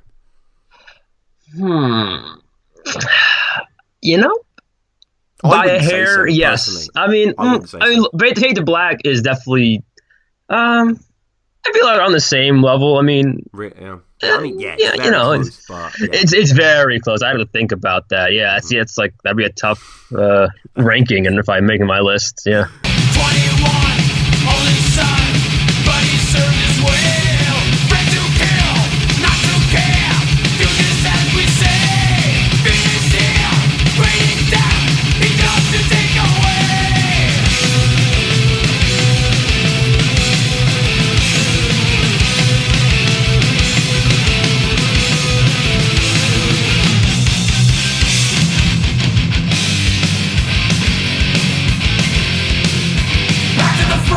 But Disposable Heroes is, arguably the longest song. Okay, I think Orion goes a little bit longer, but, song in song in terms of lyrics and stuff. And I mean, put into the National Recording Registry by the United States Library of Congress, which I don't think any metal album has ever, or probably ever will again. I think it was just a moment in time. Like, it'd be weird if they turned around and put Bring Me the Horizon in there or something like that, which, still has its place, but, yeah. So, yeah, that's right. Actually, no, Master of Puppets is just a little shade longer than Disposable Heroes. 8 minutes 35 to Disposables, 8 minutes 17. But let's get into the song. And, I mean, that intro, right? That bombastic clatter, the open E with the power chords, bum bum bum, like it's very simple, it's very primitive, but it's so effective, isn't it, Nick? It is, and it actually kind of reminds me of the intro to Creeping Death almost. Yeah. Wouldn't you say? Yeah, I know what you mean. Yeah, I definitely get that. And there's extra notes. It's kind of hard for me to put into words without listening to the song, but on that final chord, they add a few open chugs in there just to put you a little bit off kilter, and the whole drums reinforce, and it's straight into it. There's no intro here, really. It's just straight into that main riff, and you have Kirk sort of playing the lead over the top as well, and it just makes such a forceful introduction to the track. Oh, yeah. And Kirk's leads all throughout the song are really, really good, I would say. Some of his best stuff. Easily, his solo in this is incredible, and oh my god! often Kirk doesn't have much to do. I think in the Back to the Front book, which I recently covered with Clinton Ethan, I'm never going to stop flogging that episode, by the way. Definitely check that out. That was a joy to be on. But they say that James recorded all the rhythm parts, pretty much exclusively, and he used Kirk's gear to record Kirk's parts as well. So it sounds like Kirk's doing it, but Kirk's not really doing it. But Kirk is given something to do in the start where he's sort of playing over the top, doing his little leads, playing over the main riff there. But for me, what I love about the intro is the thing of natural beauty. Like, a lot of people talk about heavy, heavy waves crashing on a beach is a wonderful thing, or hearing rain on your tent rooftop. But for me, Nick, there is nothing more beautiful than Hetfield chugging on an open E string. Oh yeah, it's amazing. He's my inspiration for guitar, which Right? I've been trying to learn recently, and his riffs are just so amazing. Oh my God, he's like it's. I don't want to say he's underrated as a guitar player because it's James Hetfield. He's in Metallica, but like his riff machinery, like, the way he constructs these things, his right hand is unbelievable. And when the song pairs down to just him sort of chugging along, going along, the intricacy, it's just so damn tight. Yeah, for sure. The song begins effectively with this sort of minute and a half, there's, before we get into the proper song, just building and building and building. And then, the thrash riff, when the tempo goes even higher, and it's a real breakneck kind of movement. It's interesting. It's one of the thrashiest songs on the album, I guess, behind Battery and Damage Incorporated, but it's also one of their most progressive songs. I mean, not just in the length, but also like all the tempo changes, like you were saying, how it goes from it's sort of high tempo, but still kind of mid tempo, and then it just goes into an all-out thrash assault. And when we get James chugging on that open E, you get Kirk with a now, very slow, a great juxtaposition. Reminds me a little bit of Devil's Dance, which is a song that I'm not too fond of, but it has that sort of evil, descending cataclysm to it as well. And I don't know about you, like, obviously it's a metal song, obviously it's a thrash song, obviously it's a beat your chest, forgotten soldiers kind of song, but the melodies, the melodies to me, specifically the You Will Die When I Say, it's like a pop melody. It's just so goddamn catchy. Oh, I know, and the catchiness is what makes it, I think. It's, amidst all the complexity, it's catchy, but it also still helps stay thrashy, and it's just like it's a classic. It's a classic sort of Metallica chorus, I'd say. Yeah, I completely agree. And similar to the intro, it's just using the power chords, using space in a really, impressive, evocative kind of way. Lyrically, what do you think of this track? I think lyrically, it goes back to one of James's favorite topics to write about, which is war, which we see more than once in his, lyric writing career. And I just think his lyricism is, he's showing his best here. Yeah, I believe this was inspired by American football players and kind of the injuries they sustained, and then kind of morphed into this war thing. And yeah, war is all over Metallica. Anything from One, obviously, all the way up to Hardwire's Confusion deals with sort of PTSD and those sort of things here. And yeah, I just think his lyrics are really on point. Like, even just bodies fill the fields I see, hungry heroes end. If I want to get sort of pretentious English literature about it, there's some there's some good alliteration here. Fill the fields, hungry heroes. It just pounds into this sense of despair. Victim of what said should be, which grammatically doesn't necessarily. Like, I get what he's going at. Like, this person has kind of befallen to authority and had no choice in it. And Soldier Boy made of clay, now an empty shell. This is a topic that's ripe for exploration, and I think Metallica, I don't war metal, is that a genre? I don't know, but I think Metallica do it so well. It's like the sort of you were talking about how some of it isn't, it's not dramatically sound necessarily, but that's the great thing about metal is that that sort of campiness, it works. It still gets the point across, but it still ends up being really brutal, even if it's they're not the best constructed lines. It still works beautifully, I think. Yeah, I completely agree. And, the reality of trench warfare specifically is going back to the front. You have no choice, really. You have to go over the top. You have to march forward to this gunfire. And I think the cover of Master of Puppets as well, along with obviously the titular song, works so well to sort of envision when you're hearing this song, just, endless acres of poor men, who have just been sent out there for what, for this mindless land grab. It's quite despairing, and we get the gang vocals centered around with the chorus back to the front, and all in all, it makes for such an anthemic. I don't want to say sing along because it's quite a depressing reality that Hetfield's painting, but you can't help but chant it. Oh yeah, no, it's extremely catchy. And the gang vocals, they're all James, right? Like all the background vocals are still I believe James, so. right? I watched them play Metal Hammer Festival, which I believe is a debut where they played this song with Cliff still playing, which was quite a rare thing really to see Cliff on this song. And Cliff does a bit of the gang vocals in that. But yeah, I think James double-tracked himself, I'm pretty certain. Yeah, and that debut, that was from '85. That was the first song I believe that they debuted, and that's the show where right before, James is like the classic James moment. Are we fucking nuts tonight? Screaming that at the top of his lungs, and it's like just so brutal. And I was reading the comments for that video. I was watching it on YouTube, and someone's like, "No wonder James blew his voice out. Yeah. He's going all in here." Yeah. I watched a version of them. Maybe it was on the Black Album tour where his voice was blown and he struggled to sing this. And I think Jason was doing a lot of the heavy lifting vocally. But yeah, that anyone listening that hasn't checked out that Metal Hammer performance, all in all, is a crazy performance. Obviously, it's featured on Cliff & Moore quite extensively, but majorly good. Disposable Heroes. And just getting back to the lyrics, there are little inflections that James puts into certain lines, and I love in the second verse when it's like sounding of the clock that ticks, he really sort of goes back in his throat for that. And there's this sense where we are kind of going towards this inevitable bodies fill the fields, the slaughter never ends. And I love that we get the thrash riff in the intro, in that opening 90 seconds that are wordless, and the Soldier Boy Made of Clay is sung over that. Like, as someone learning guitar for yourself, Nick, it must blow your mind. It certainly did me when I first started learning these songs on guitar. How the fuck does Hetfield sing and play these? Oh my god, yeah. He's just such a talented musician. You hear Lars talking about, I challenge anyone to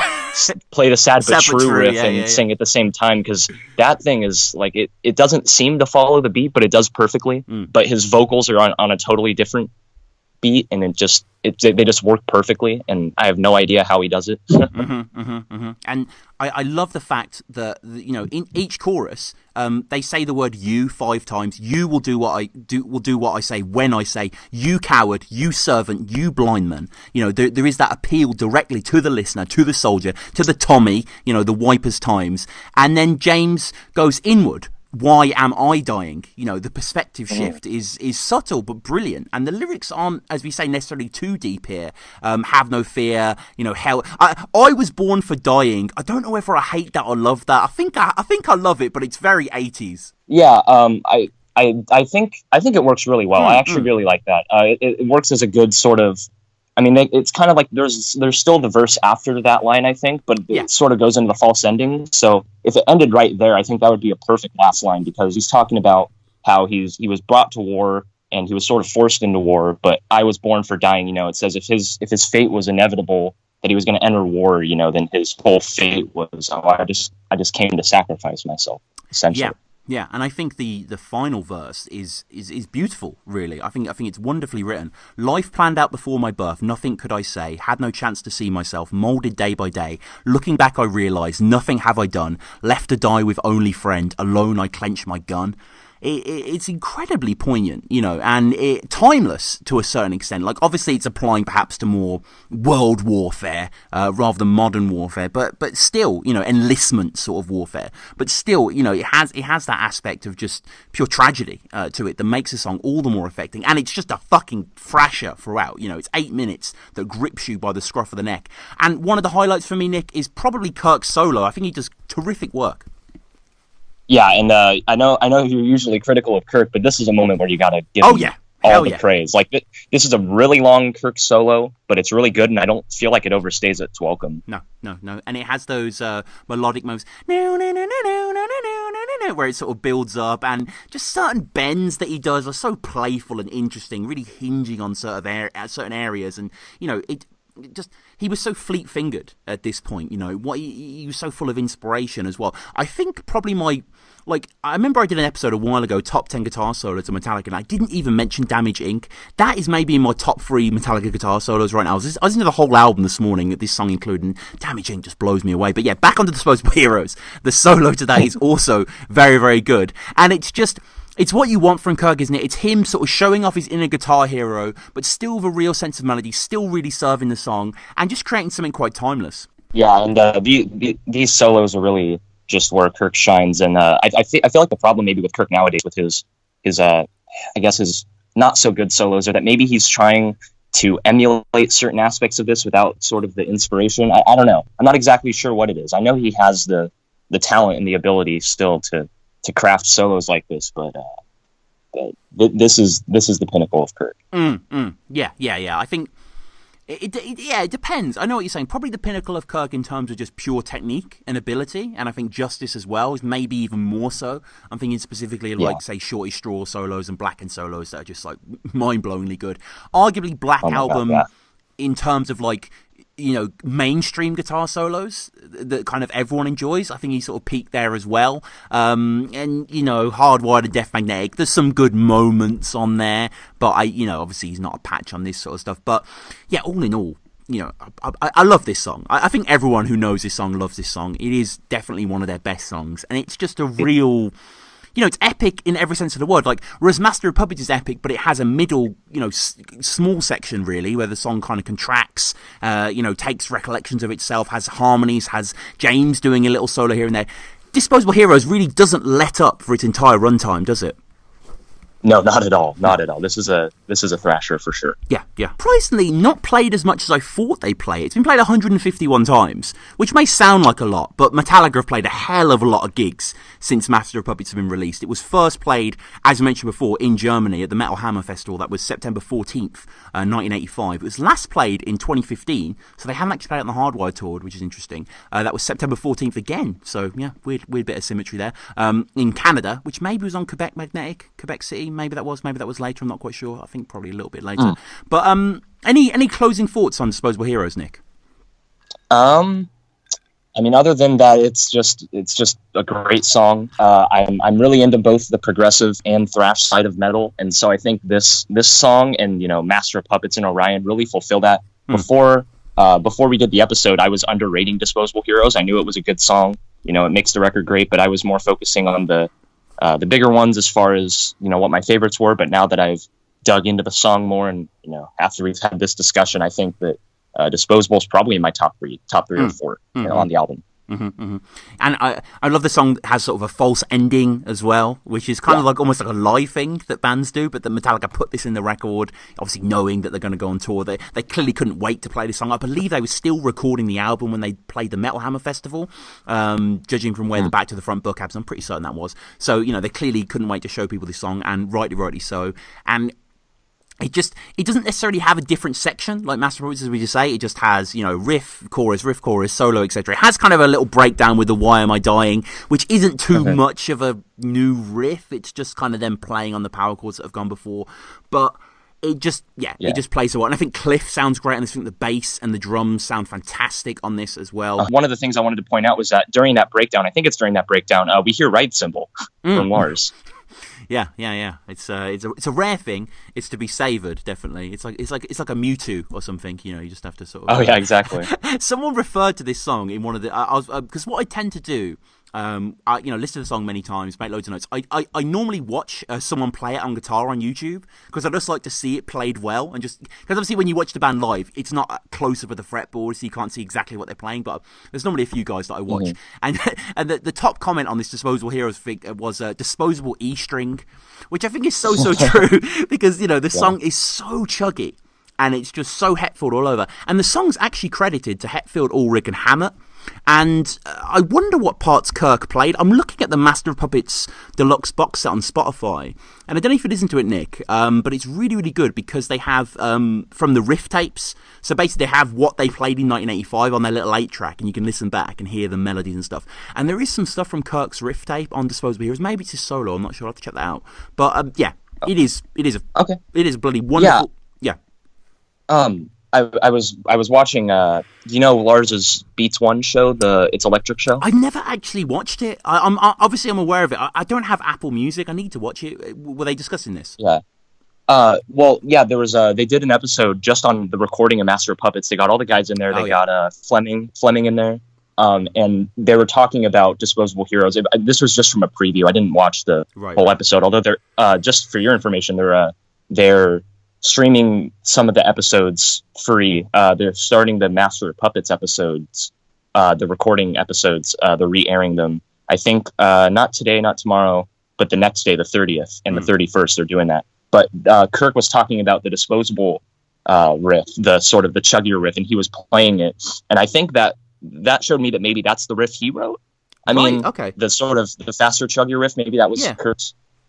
Yeah, maybe, yeah. I mean, it's a wonderful song. Please let us know in the comments below, what do you think about Disposable Heroes? Email in metallicapod@gmail.com. Obviously, it's a classic. Me and Nick feel the same way, rightly so. And I'd be worried if you came on and trashed it, like I have trashed so many load and reload songs. If you were just like, dude, Cure is way better. That would hurt. But thankfully, you haven't said that. No.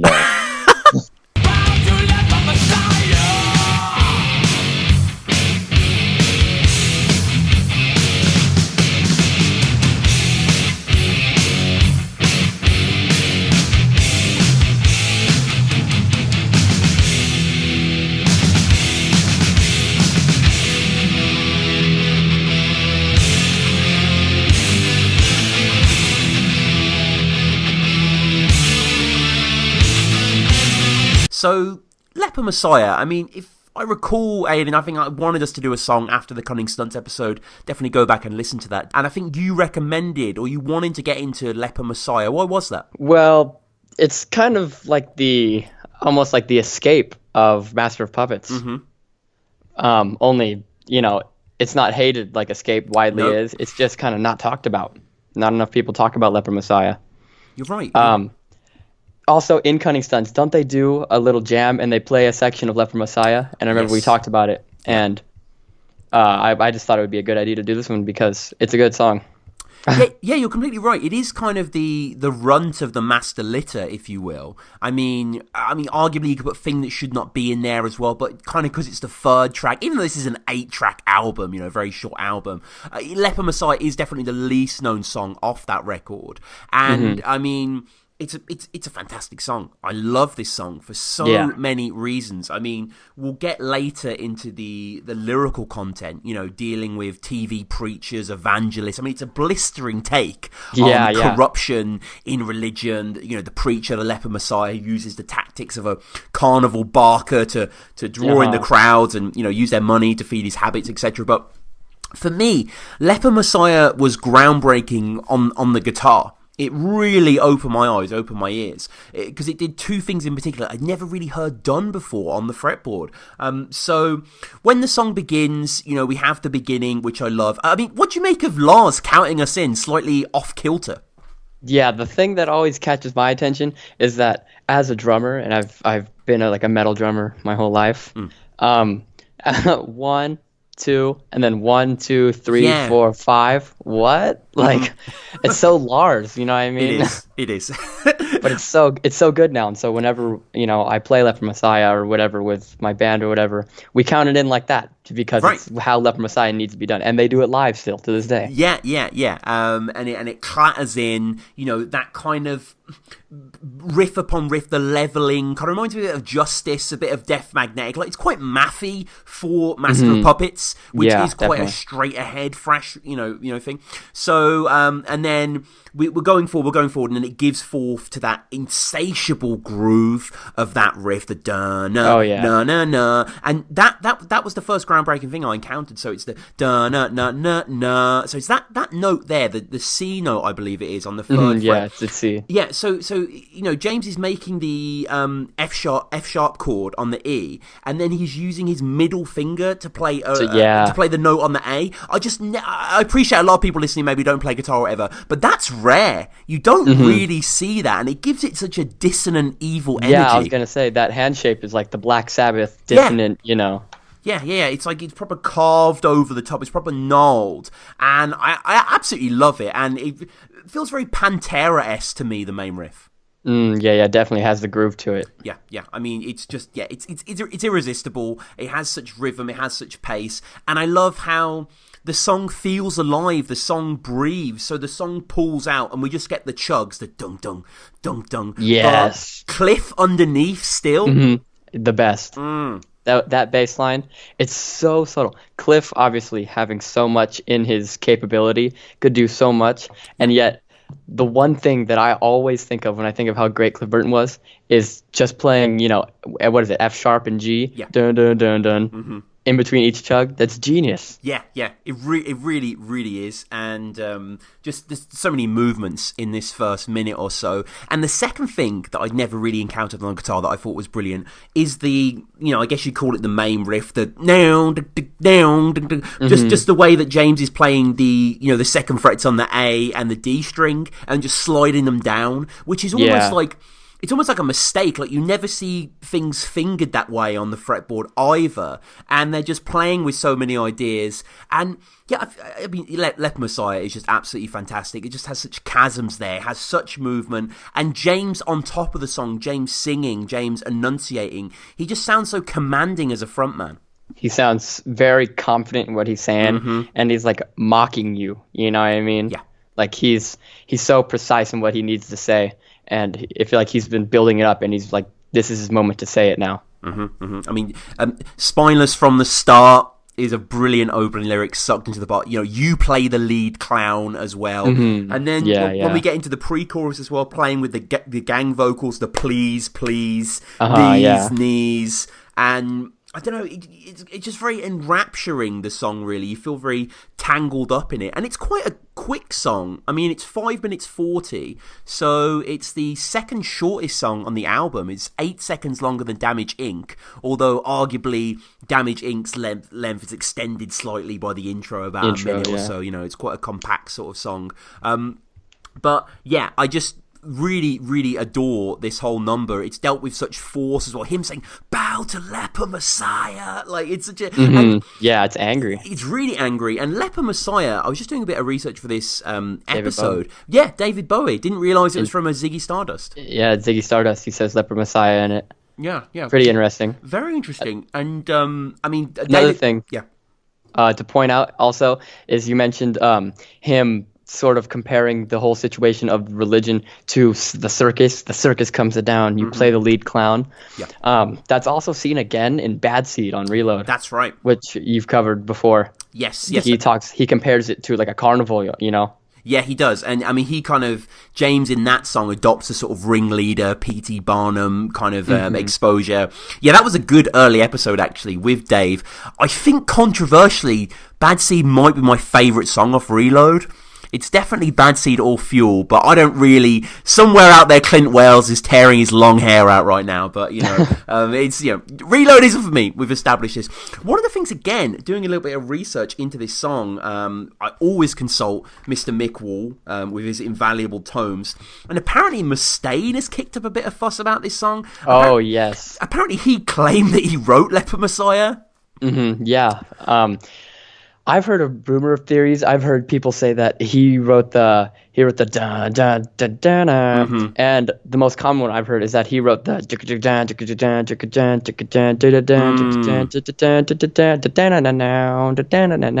which I don't believe personally. That's so Kirk to me. Yeah. That moment where that's one of my all-time favorite Metallica moments. I think that's so heavy, so exciting. I have like a personal connection with that part too. Is another reason I wanted to do Leper Messiah, because me and one of the guitar players in the band that I'm in, one of my good friends, every time we ever go to a guitar center or like a guitar store where you can plug in and play, we always sit next to each other, get two guitars, tune them to E, and we play that part, just that whole section. I do the chugging, and he does like, the strange sweeping but not really sweeping solo. Yeah, and then we both come together and we do the we play that part every time, as long as I've known him. Every single time, we always play that part. Yeah, that section is just insatiable. Can't get enough of that section. And just from Mick Wall's book, so this is Hammett. Kirk laughed off Mustaine's suggestion that he should have received a co-writing credit for Leper Messiah. Quote, even though Dave might claim he wrote Leper Messiah, he didn't. There's maybe a chord progression that was in that song, like maybe 10 seconds that came from him, that ironically is just before the guitar solo. But he did not write Leper Messiah at all. In fact, I remember being in the room when Lars came up with the main musical motif. And, further evidence as well. I don't know if you've dipped much into the box set, the Master of Puppets Deluxe box set. Yeah, I have a little bit. I mean, it's on Spotify. I don't own it myself, but I love the fact that it's fucking on there. And there's all these things. There's them playing Chicago. There's rough mixes. For me, it's all about James's riff tapes. I cannot yeah. get enough of knowing that James's Explorer is plugged into this shitty 4-track, and the tone's dope though, and he's just coming up with ideas. And I don't know if you've listened to there's 2 Leper Messiah ones on there. I have, yeah. The first one is basically him kind of dubbing himself with the main riff. It's a bit dronier without the swing of the drums. And the second section is the sort of the middle section with the lead break, just before we get into the solo, the da-na-na-na-na, da-da-da-da-da. But it's far grander. There's way more harmonized. There's way more harmonies. Yeah, it is. You know, it's a really nice orchestration of the parts. And let's get to that sequence then, because Leper Messiah really doesn't outstay its welcome in any sense. You know, it just keeps going, has a real propulsion to it. What do you make of, I mean, we touched on sort of that breakdown riff, the guitar center riff, but I love the way Kirk's solo just comes in. Like, so many of Kirk's solos, there's a real attacking mustaineness to it. It's kind of like, here it is. But here, it's very smooth, the arpeggios, very classic. Yeah. That section, once it opens up in a down, I feel like the song kind of, the mood shifts, because everything before it is kind of, not in a bad way, but monotonous. Yeah. You know what I mean? It repeats itself, the same rhythm, and it's kind of like pounding it into your head, like James is barking at you. And then the song opens up and it gets grand, like you said, with and you kind of get this idea of like, oh shit, you know what I mean? Like, something big is about to happen, and which it does. Yeah, it really does. I mean, really tasteful work from Kirk here, and you get the sense of just the song collapsing. Like, it's so much more than just riffs and solos. There's so much thought that has gone into this, and it's all compounded by, you know, it's not an empty lyric, it's a real stimulating lyric. Chain, join the endless chain, stinking drunk with power as well. I mean, it gets to the point where James is so frustrating at the end of the song that it's just got down to this monomaniacal syllable shout, just lie, you know, that's all he's barking. So good. Like everything else is so well constructed. Like I said, he feels like the narrator, James, has like, you know, bashing the people of the religion and the religion itself. But then finally it's just lie, and just pounding it into your head so heavily. Yeah. I mean, the post-solo riff is so goddamn strong as well. I mean, the song is just a barrage of thrash bombs. You know, you got the guttural drag early on, and then it picks up the pace as it moves forward.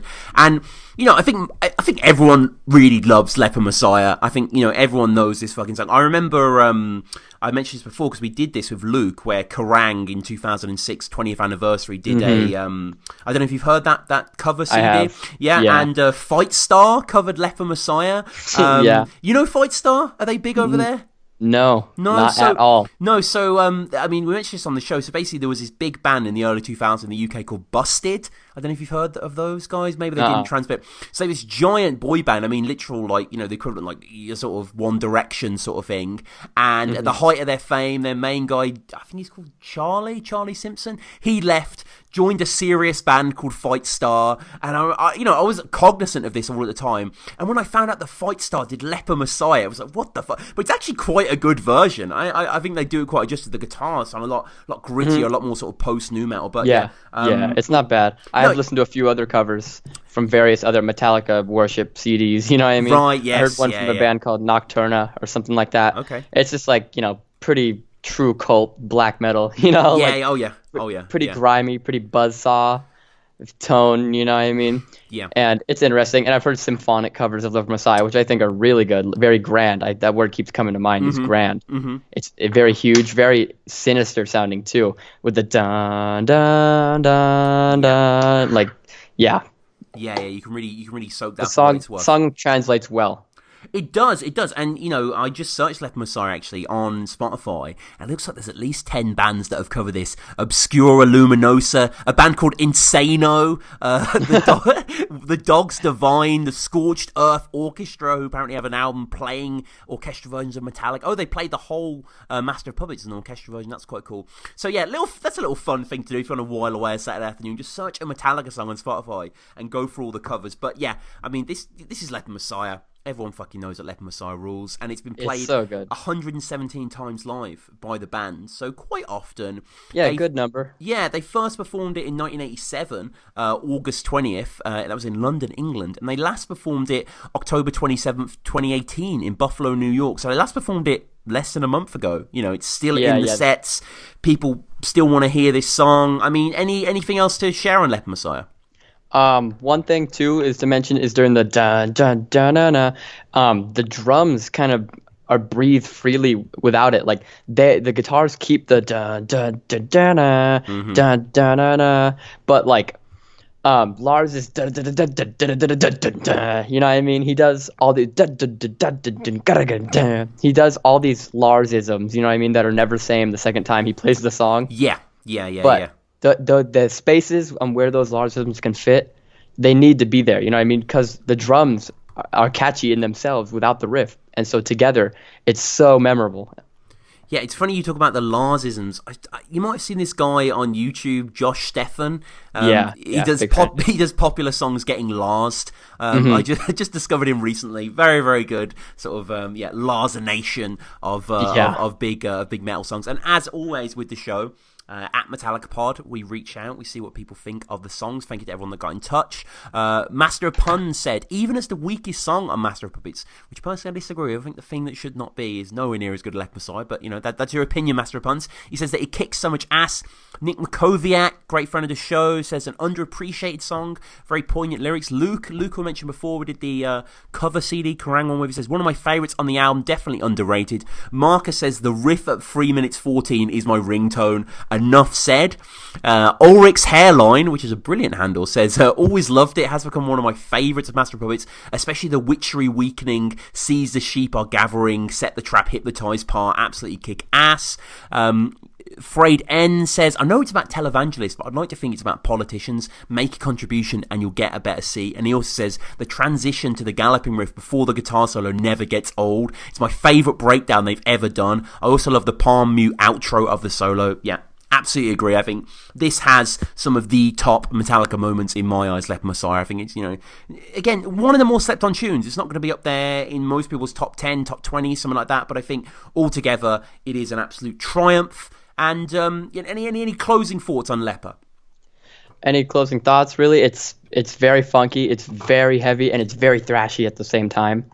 Some of James's angriest lyrics, they're very fun to dissect, and yeah, it's almost from a personal level, like The God That Failed or Bad Seed. You know what I mean? Sure. Like this is James's true anger dealing with, you know, the events with his mother and his view on religion at the time. Yeah, and Leper Messiah, it goes hard. Listen to it. It does. I think James is religious though now. I think he found God, right? Yeah. I think he's. But they still play the song now. So they do. Yeah, I mean, you know, it can still be under a guise, a pretense, perhaps, and you know, he's kind of going. He's not going at religion per se.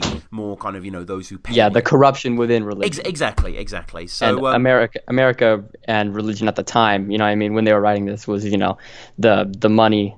Like send more money to the churches, things like that. The sort of mega church aesthetic, which I guess still happens, but back then, you're right, it was a bit more pronounced and stereotypical.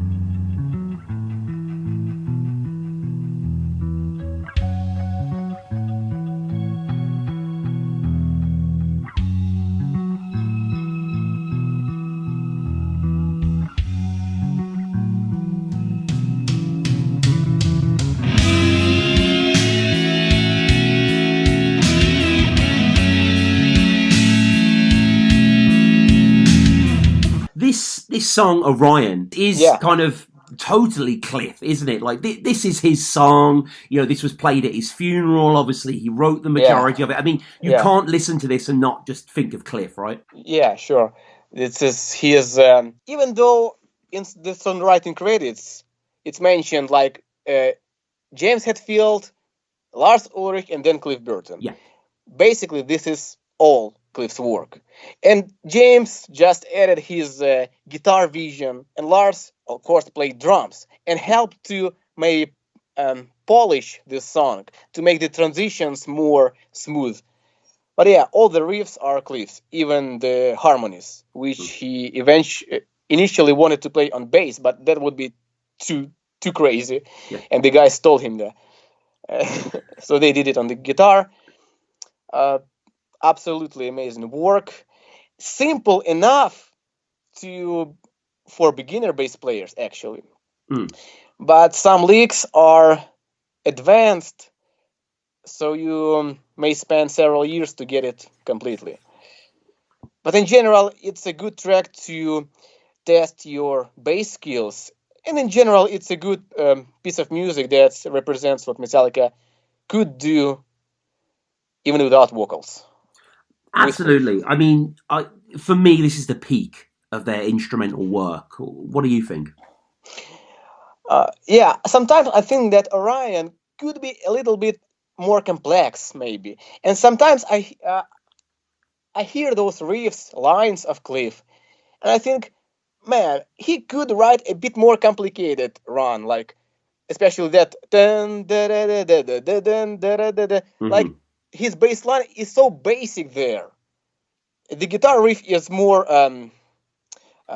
sophisticated, but I thought, like, why Cliff didn't make it more complex? And then I thought, yeah, that's the point. Yeah. You have to stop somewhere, and they had limited time in studio, and they finished the song in studio, so they had to stop somewhere. And this is what made Orion such an exemplary Metallica song. Yeah, and as outlandish as some of his parts are that we'll get to, he is always serving the song. And I think the reason I love Orion so much is not because, oh my God, Cliff has this solo and blah, blah. It's just absolutely the composition of it, I think, is out of this world, really. And we open with Cliff, with that bass of a worldly warble. It's quite threatening. It's getting louder and louder, but still very low in frequency. You know, that wall of sound. Yeah. Described very well in Joel McIver's book, who also wrote a book about Cliff. Have you read his Cliff book? I haven't read it. To Live to Die? Yes, that's right. Yeah, of course, I read it. He says, quote, "The intro is a layered sheet of bass notes, heavily processed and sounding almost orchestral. It also fades in, a highly affected device which adds to its mesmeric quality." And then he quotes Fleming speaking about the making of it, quote, "I fiddled around a lot with some AMS harmonizing stuff for the intro to Orion. That stuff took a while to record and took longer and longer as the album went on." And, you know, what do you make of this kind of, you know, this backwash of sound that opens Orion? You know, this intro, this main riff is basically two notes, two root notes, E and B, just minor, major. Yeah. And Cliff just tried to figure out what he could do with just two notes, actually. And he went that way, tried to add more effects, figure out what's gonna be great from it. And this is how the whole composition developed. It starts from the really simple lick, but so massive because of all the effects. And then, you know, I'm still exploring this composition. I have a friend of mine from Sweden, and he was the guy who really helped me to break down this intro. Channels, right, left, and center. And finally, we heard that this is just single notes. He didn't play massive chords, like strum all the four strings. Just simple notes. And this is the simplest harmony in Metallica. E, B, B, and E, B, F sharp, basically. This is even against the classical music. Like, no, you must not harmonize fifths and fourths because it's wrong. But Cliff did something incredible and made a huge sound, which is he didn't know how it's gonna sound. He just went to the studio and worked with Fleming, and they just did it. Just taped it. Yeah, and in Back to the Front, which is something that I've covered with the Metallica podcast guys, the authorized visual history of the Master of Puppets album tour. They speak obviously about all the songs, and in the book you can see studio production notes for Orion written on the Sweet Silent Studios stationery paper, which is absolutely mad. And James says, quote, Cliff wanted giant sounds, and nowhere is more evident than Orion's intro. It's like an organ almost, just this giant wall of sound with the drums fading in. It's totally classical to me. Is it classical? Is it classical to you, Andre? It's more than classical. It's classical that went through metal and reached something even higher. I don't know how. Sometimes people call Orion something like progressive metal. Some grains of progressive metal. It's kind of true, even though it's not. It doesn't contain much of odd time signatures, but still. But the sound, yeah. By the way, speaking of the organ, there's been going this misconception on the internet among fans that what was the intro, organ, keyboard, or bass? And we hear in the rough mix of Orion, which was available on the reissue of Master of Puppets, in the rough mix or demo, rough mix. That was keyboard, obviously. Yeah. And people went like, oh, that was keyboard. But in the final version, that was bass. It's so, like, it seems like Cliff just had this chord progression, these three chords, and he tried to make the sound that would fit this lick better. Yeah. And he tried this on the organ, on the keyboard. He had these chords.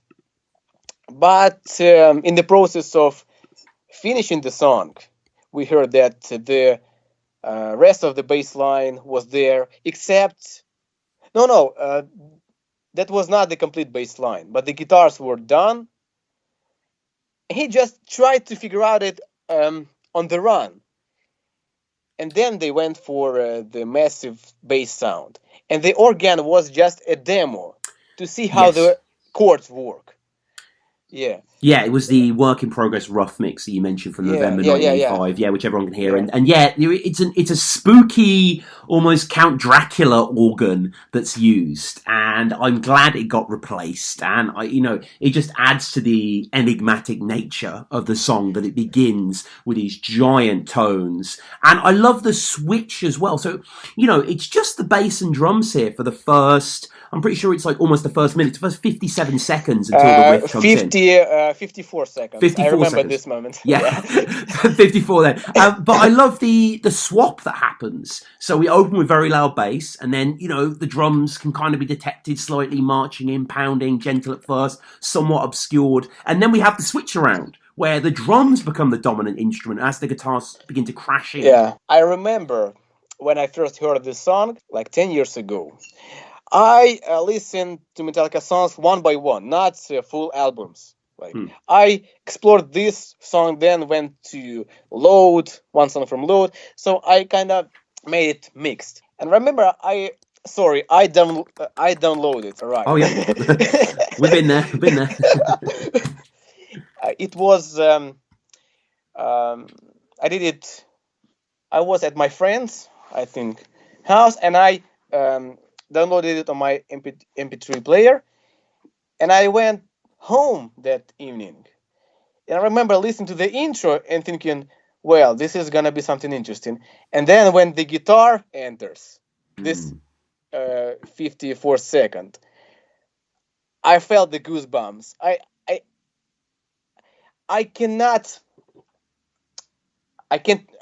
can't forget that feeling. It's still those goosebumps when I hear this transition. Yes. Ta-ra-ta-ta-ta-ra-ta-ra, and guitars. Oh my god. This is the highest, this is the peak of that Metallica. This transition, actually. Yes. This hype, this energy. I've been listening to this song for 10 years. I have covered it 3 times. I made 3 covers. Every time I revised it and made improvements. But I still have these goosebumps when I hear this transition. This particular moment, especially. Yes. I love the riff. Love the use of the triad. Very inventive riff. Love the shape as well. And the fact that as the riff is going, the bass is still the same it is in the intro. It's still kind of haywired and garbled and cocked open. It's a great juxtaposition. Yeah, that's the point. Cliff just had these chords, and he wrote basically two riffs: the intro and the main riff. When he Mm-hmm. and he showed this to James, and James did the riff, in his style. Maybe I think Cliff maybe advised him to use different intervals, triads, and even a second, like. But yeah, guitar is leading there actually. Cliff gave James some room to give the riff, the guitar riff, the lead feel. Yeah. Like here, the guitar is leading, but then Cliff does his first bass break, and this is a perfect example how the bass and guitars and everything is so balanced in the song. It's not all the way just bass doing distortion, this complex runs, chops, I don't know. This is a composition, and the main riff, guitar riff, is actually one of my most favorite. I believe I mentioned it as my favorite main riff on Master of Puppets, actually.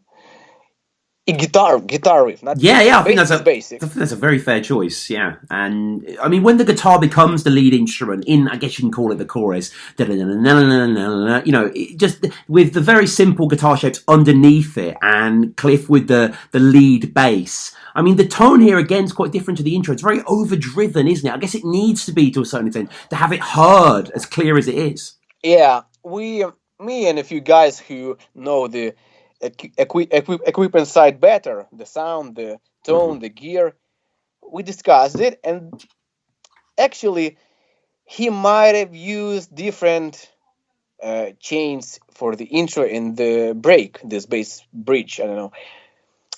In the bridge it's just overdrive, and it might be just his Marley pedal just doing the overdrive without wah. But the intro is something that we still don't know what he used. Actually, he could use his even Big Muff, even though he didn't use it for several years, probably. But in the break, it could be just his Marley, just on the overdrive mode, and that was enough to make bass stand out in the mix. And in one interview, I remember the interviewer said that it's like keyboardish. It sounds like keyboards in that moment. Cliff said that first of all he does not consider it as a bass solo. It's just a break, and yeah, that's bass. That's just overdriven bass. Yeah, and guitar is doing something simple there, but that's the point. Yeah. What a bass would normally do underneath a lead guitar. The roles have been swapped. And then as we get into the riff after that, dun dun dun dun. I mean, it's so tight the way it snaps into it, and the bass is back beneath, serving a more traditional role there. It's just tighter and stronger. It has a real ruthless cast to it, doesn't it? Yeah, this lick has one tricky moment at the end, because for a fingerstyle bass player, it's it sounds simple, but actually you have to mute this, make little pause, and it's actually quite hard. When you try this song, you always stumble upon it. And I don't know. Actually, I don't know what to say about this riff now. I could have some special thoughts, but now I can't have any in my mind. No, it is right. Yeah, the way it's played, the kind of where it's demanding your fingers on the fretboard as well. It does have this snapping quality that your hands kind of all over the place, but it's just so, iron tight. And then, as we always have with these sort of instrumentals, Kirk introducing a lead by way of this kind of call and response. Na na na na na na na na na. A kind of a gorgeous lead. I think Kirk is on fire for the entirety of Orion. I love his playing here. Yeah, and that's where the main riff comes back. Mm-hmm. And he does it on the main riff, not the da da da da da. Yeah. And yeah, that's a great way to make the riff sound even better, because when you repeat it, it stays in your mind. And this riff deserves to be repeated more and more. And yeah, Cliff's, Kirk's solos are his best years. Yes. His best years, these late 80s. How many solos of Kirk in this song? 1, 2, 3, actually. Yeah. 3 solos. Elaborate solos, of course. He thought about it. Yeah. He rehearsed it. Lars wasn't coaching him through in the hardwired studio. Like, these leads really sing the... that playing. It really feels like the song's collapsing. It really has a narrative to it. It's really sorrowful and just has so much emotion charged into it. And, I love that it kind of crescendos with this solo, and then the song begins to break down, begins to disintegrate, and there's a gong splash, and the silence, and then penetrating like a rose through pavement is that gleaming Cliff arpeggio. Orion is often mentioned in top 10, top 15, top 50 bass riffs of all time, yeah? Mm-hmm. And, I don't know, people, when they think of Orion, they think of this riff, yeah? Dun, da, da, da, da, da. But I actually prefer that first bass break. Da, da, da, da, da, da, da, da. I don't know why. Yeah, it's an odd choice. I respect the choice, but it's just, I don't know, those arpeggios, they're so enclosed, aren't they? There's something quite mysterious and alluring. You feel like almost Cliff's showing some of his real personality here. I don't know. Yeah, sure. Yeah, I remember I made a video, 14 underrated bass riffs, and I played that Orion's bass break that I said I prefer to the interlude. Yeah. And people write, Orion is not underrated. Of course, but that particular riff is underrated because people always mention that interlude instead of that bass riff. They do. People sometimes don't distinguish underrated riff in one song and underrated song. This is quite different things. Mm-hmm. Orion is moderately overrated, just slightly. Maybe because of Cliff's death.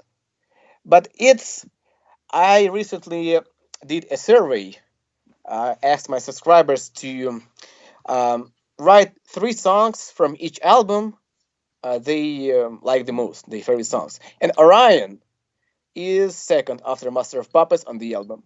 Wow. So Master of Puppets, then Orion, then Sanitarium. You see? And it deserves it, actually. And that bass riff actually deserves to represent the whole song. This soft, I don't know, interlude. It's not breakdown yet. Yeah. Breakdown was before. It's an interlude that was a separated piece of music.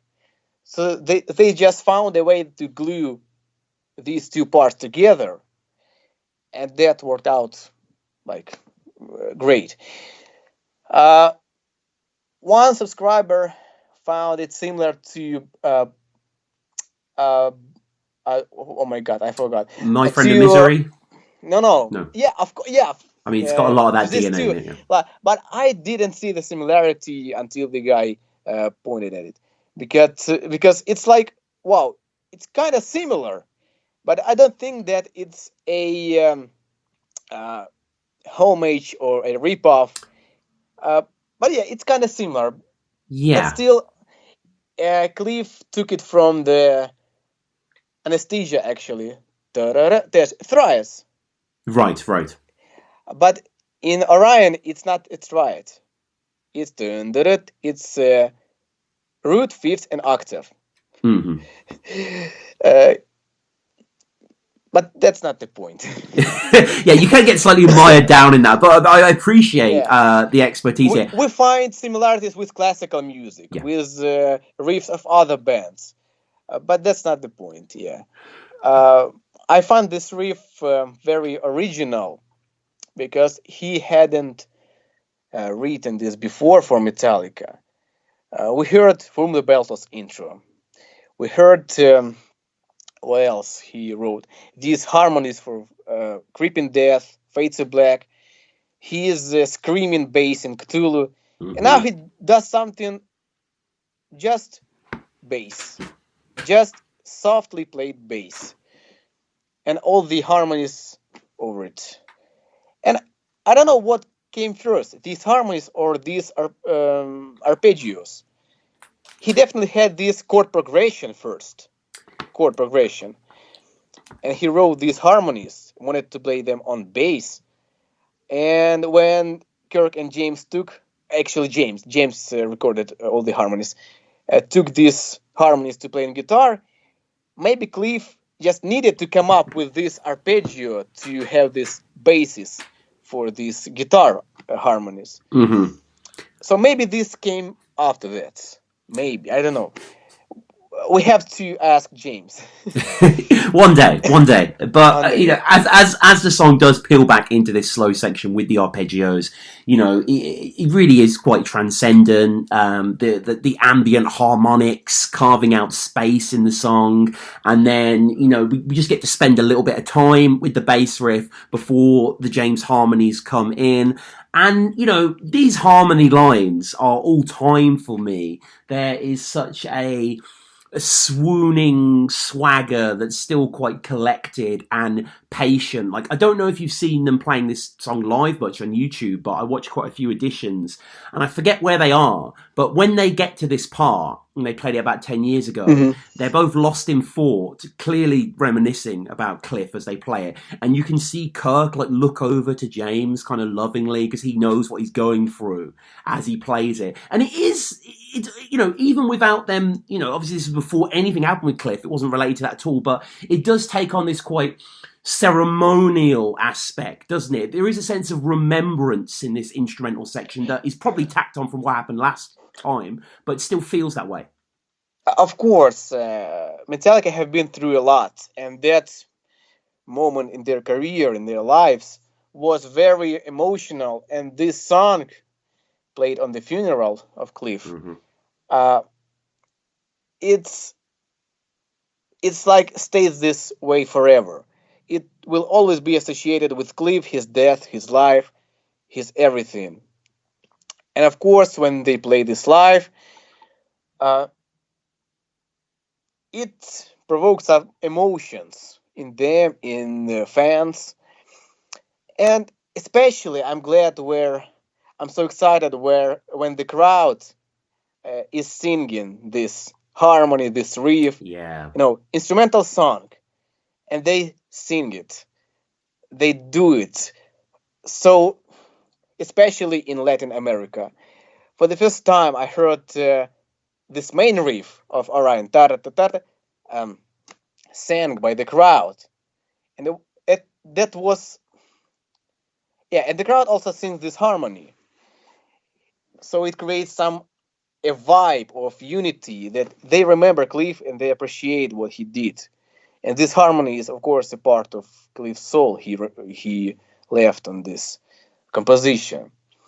Yeah, and regarding this harmony,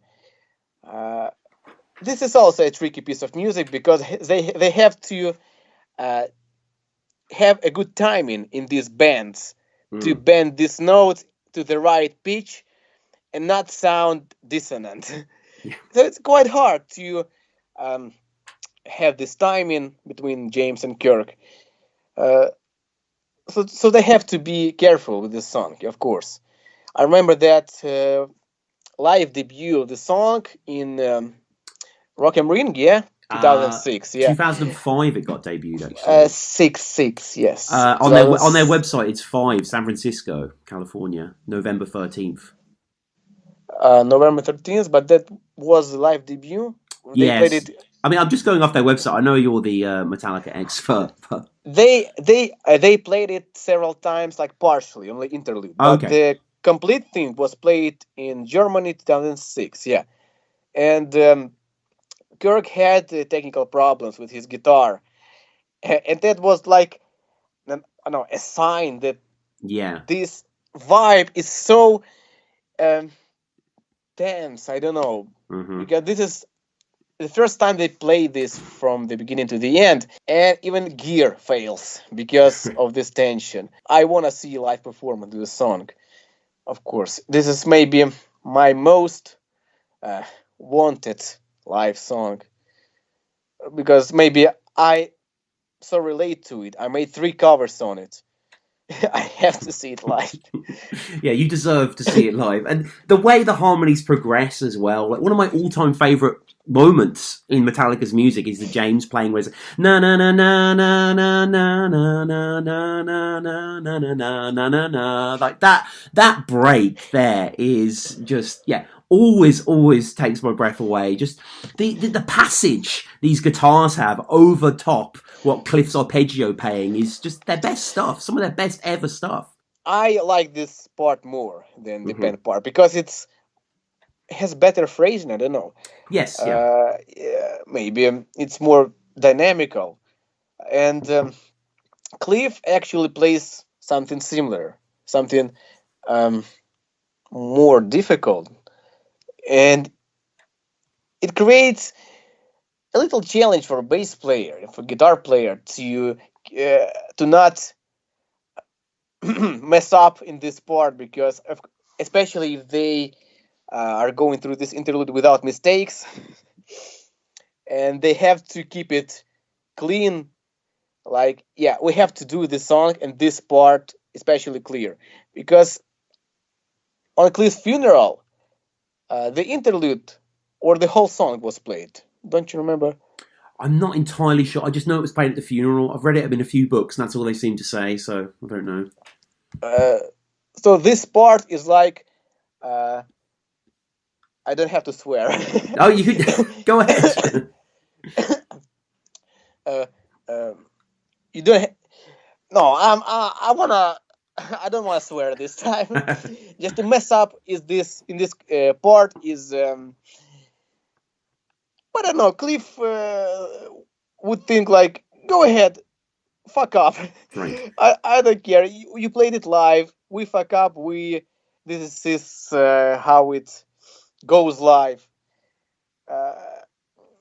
But as it progresses, as it is getting close to the Kirk's solo, it gets more dynamical. It gets more complicated, and it was a challenge for me actually to play this interlude because of this constant repetition of these licks with slight variations. You know, this every time Cliff played it a little bit different, and to remember all the endings and then move to the harder part was a challenge for me and for guitar players too, I think. So yeah. And then we have the solo, which is fantastic as well. I love how the secondary rhythm guitar backs that up with the power chord stabs. And also during the harmonies as well, I should say, another guitar, a clean guitar is added. I don't know if you heard that effectively replicates the arpeggio that Cliff's playing.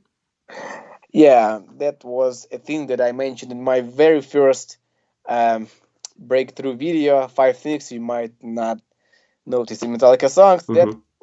That elusive clean part that is not mentioned in any tabs, any guitar tabs, and it is not in the Metallica master track. No, I didn't find this clean guitar in Metallica stems. There was several bass tracks, several guitar tracks, distortion, and there's no clean. But I do hear clean guitar there, and it kind of repeats bass, but in its own way, similar to Jason Newsted, his variation of Orion interlude, they played it on the Black Album tour. Dun, da, da, da, dun, da. He did this way, kind of.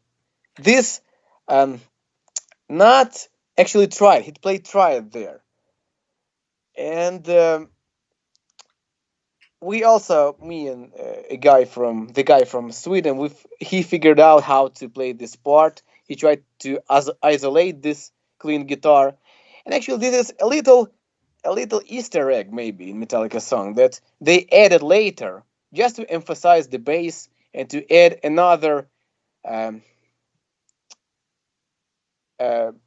don't know, vibe to this part, because it's not going through the whole interlude. It's just these 4 bars or 8 bars, just to make it a bit more breathing for our ears. And what do you think of Kirk's solo just before Cliff's solo enters? Yeah, it's like a great old school 70s rock progression, isn't it, as it begins? Yeah, and the whole solo, Cliff's solo, was a continuation of this solo. Yeah, he just said, "Kirk, I want to play it." He just played the ending of Kirk's solo. Yeah, and thought, well, I could do that. That might serve the song. So this is one of Cliff's best works, this bass solo that he played after Kirk. But actually, this is an adaptation of Kirk's solo. Yeah. So it's kind of, I don't know what to say about it. This is Kirk's credit or Cliff's. Yeah. But the whole solo, we must remember that Kirk wrote mostly the Cliff solo too. That followed his guitar part. Yeah. And that's Cliff all over, again, complementing the song, making it thematically cohesive. And, I know this must be a big deal for you, so much Cliff material. You're obviously a very gifted musician, I've said before. I've seen you play this solo. Talk to me about Cliff's solo here. What do you think of it? It's kind of a landmark piece of music for metal fans and anyone, really. This is this piece of the song that everybody stumbles upon. They could play the main riff, the interlude, everything. But this moment, especially that, I don't know how to call this. Yeah. It's tricky. And you can't say, I can play Orion until you learn this little piece of the solo. And this sometimes is frustrating for bass players. They know they can play Orion in general, this main riff and stuff, but that solo is such a bummer that they can't get now. So they have to develop the technique, and then finally they can say they play Orion entirely. That's what I had been through. This is what I had to figure out myself. I didn't see anyone who played this solo in my town, so I just watched how Rob Trujillo did it. His fingers, how he did this himself, and tried to make it with my fingers. And this is why Orion is such a great song. It has parts of all levels of difficulty. And in my compilation, 20 Levels of Cliff's Bass, I used 3 pieces from this song for 3 levels of difficulty. I believe the intro riff, or the main riff, was easy, the interlude was closer to medium, and the bass solo was one of the hardest. So Orion is all the levels. It's essential bass work. It is, and it's brief as well. Cliff's solo. There's not even that much lead playing in it because it's harmonising a lot of the time. And I love the giant bend that it opens with as well. And as a kid listening to this, I didn't even know this was Cliff. It took me a few years and seeing it mentioned in books and stuff, and going back and be like, "Fucking hell! Of course that's bass." That's why it sounded so submerged and subnautical. Yeah, that bass solo at the end was. I also thought that's guitar, but that's everyone's mistake when they just hear the song and then don't know anything. about Metallica and the song. Some people still know that Home the Beltles was the bass intro, or guitar intro. Even Les Claypool, when he was auditioning for Metallica, he didn't play the intro, and he thought, well, that's guitar, yeah? And Ryan, the same story. But that's what Cliff did. It's it's like he comes back to life for the 20 or so seconds there. It always stops me in my tracks whenever it happens. I always listen intently to it. I love the fact that he did this and that this is as part of the song as any other. We then get back into the final movement of the song. We're led by a squawking Kirk lead. It's quite phenomenal, very memorable, and again, to me, the song has a sense that it's falling apart. Everything's kind of collapsing and going to hell, and it's just a wild ride, isn't it? The last sort of 90 seconds or so of Orion. Yeah, that's. Did you read this little story about how we may represent? Not represent. Oh my God.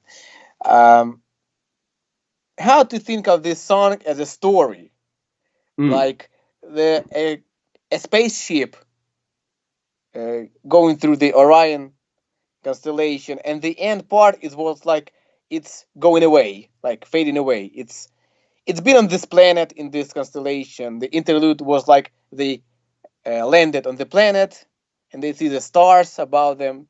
The intro was that they are approaching this planet and all the maybe asteroid attack on them, bombarded. Like At the end, that was they are leaving the planet.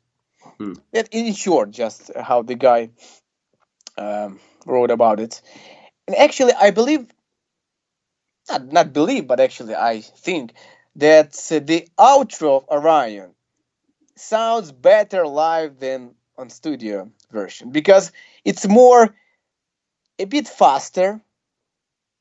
It's a bit more filled with drums, not just ta ta ta ta ta ta, but Lars adds some maybe double bass. I mean drums. It's more metal, maybe. It's more speedy. Okay. So yeah, this is. I think that the breakdown of Creeping Death and the outro of Orion sound much better live because they are more dynamical.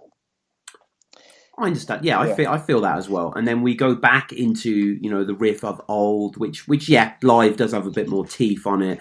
And from there, the song, as we faded in, it fades out. It grows dimmer. It continues beyond the listener. It doesn't end with this giant crash of chords. It just sort of just kind of not whimpers out, but is snuffed slightly. Any final? I mean, we've spoken a lot about this song. Any final thoughts on Orion from you, Andrew? Again, this is a great piece of music for beginner bass players. They started when they can't do anything on bass. They just try to play it, and they can play some riffs. And as they progress as bass players, they can get the whole song. And in terms of songwriting, this is how you write songs without vocals that sound so easy, like to understand even. 8 minutes. 8 minutes and 26 seconds, yeah? Yeah. But it just flies by. It really does. You can't... you lose the sense of time when you hear this song. This is a metal version, a metal rendition of classical sonatas. I don't know. Yeah, I concur. And I when I had Ray Burton on the show, I remember him talking about Cliff bringing the harmonies home and Ray and his wife Jan actually waltzing, dancing to them. And they do have that joyous canter. And as we always do on the show, we open it up to you guys as well. At Metallica Pod, follow us on Twitter. I like to ask a day or two before people's thoughts on the songs. Always get some good responses. Just to read out a few. Sabbath Bloody Podcast. Rye, everyone go check out that podcast if you're into Black Sabbath and the Slightest. Fantastic show. He says, my favourite of the instrumentals. Driving, ever-changing and always engaging. So much is going on in there, but it still feels so open. It's truly an astonishing composition. It would be stellar if we got an S&M 2 rendition to honour it. One for the boys to impress the orchestra. Ralph says Metallica's best instrumental by far and probably the best of all time. Cliff's lead bass work is phenomenal throughout this amazing piece of art. It has a very classical feel. Sabra says godlike. John Bradshaw says greatest piece of their music. Couldn't write anything close to that without Cliff. It shows what they've missed since he's died. Gary saying quite possibly the greatest instrumental in the history of recorded music. Elizabeth saying unforgettable. I mean, people are going wild here, clearly. And MTI finally saying amazing. So happy they put the lead bass actually in the lead in the mix, which is sometimes a problem even in pre-Justice Metallica. I mean, Andre, obviously we've got S&M 2 coming up, as people reflected there. They've got to do Orion, right? Mm-hmm. Of course. I hope they will figure out how to make it with the symphony.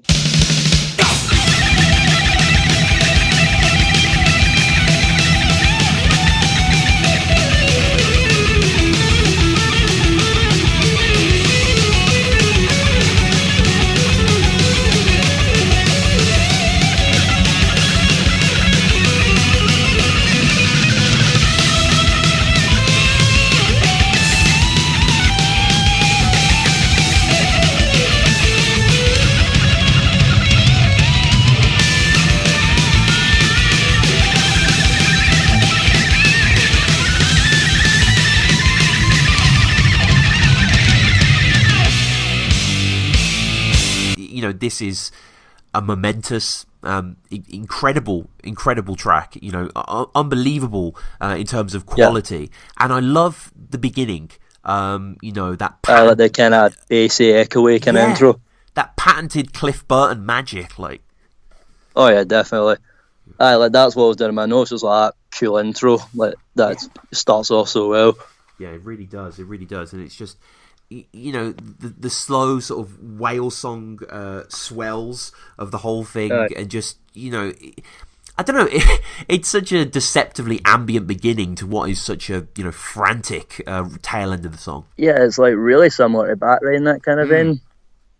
Like I think that song, I thought it was kind of weird. They both kind of have the same kind of like flow to it the whole way through, and they both like start and end the albums. Like two songs really similar. Yeah, and even James's melody, like it's almost scattershot gunfire, like Battery, the way he's kind of just blurting out these really powerful metaphors for sheer masculine, wanton destruction. Actually, just a quick thing from, I don't know if you checked out Back to the Front, Kieran. It's kind of like a photographic history of the Master of Puppets era. I think I might actually have that somewhere. Oh, right. I've talking stuff for 1 year and it's just kind of disappeared. Yeah. It's fucking crazy, and they have a great section in the middle about them recording the whole album. And they talk about Damage Inc. specifically. James Hetfield says, there was definitely a lot of weird experimental shit going on, with Cliff especially. We'd hear these alien-like sounds coming from his amp. I remember him recording the intro to Damage Inc. He was just layering and layering the effects. We said, Cliff, you can't hear the melody? But he was doing his thing, headbanging and just completely lost in his own world.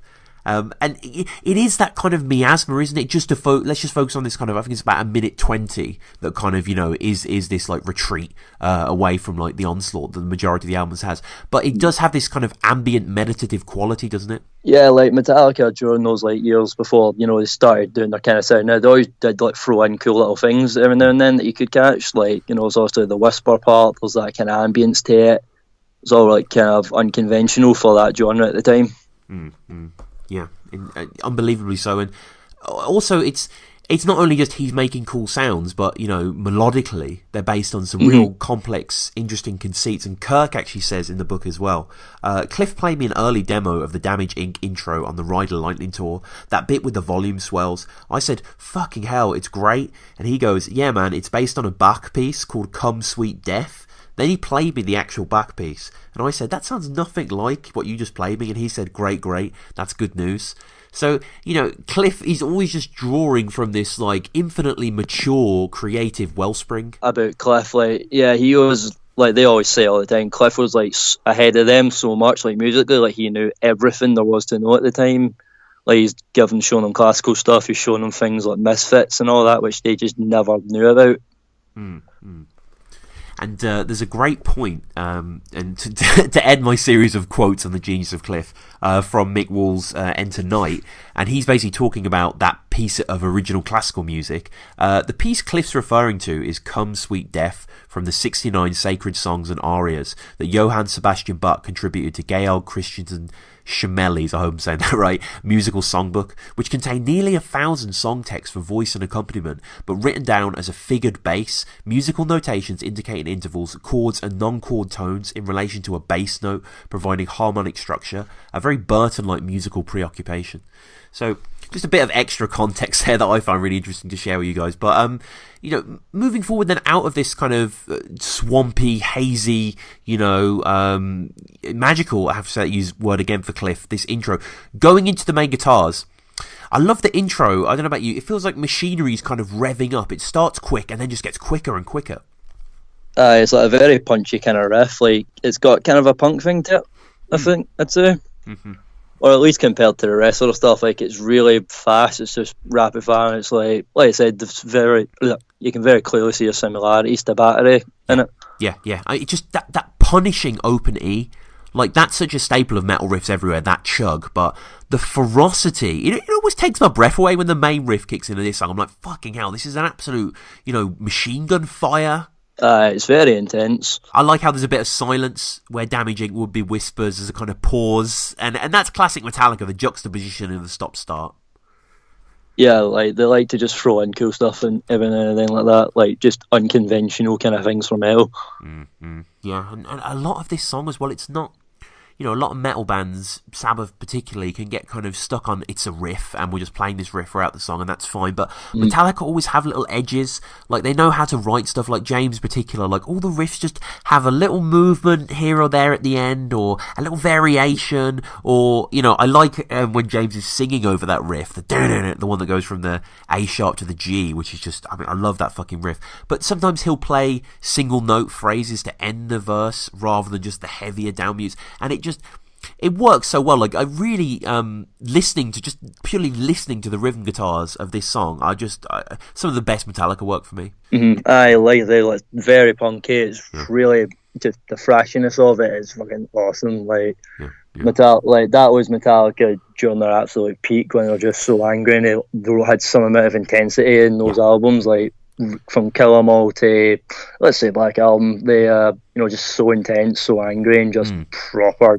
good, like just amazing music. Yeah, really, really, truly amazing. Like the best of its kind. I think this sort of music, like I adore this song from top to bottom.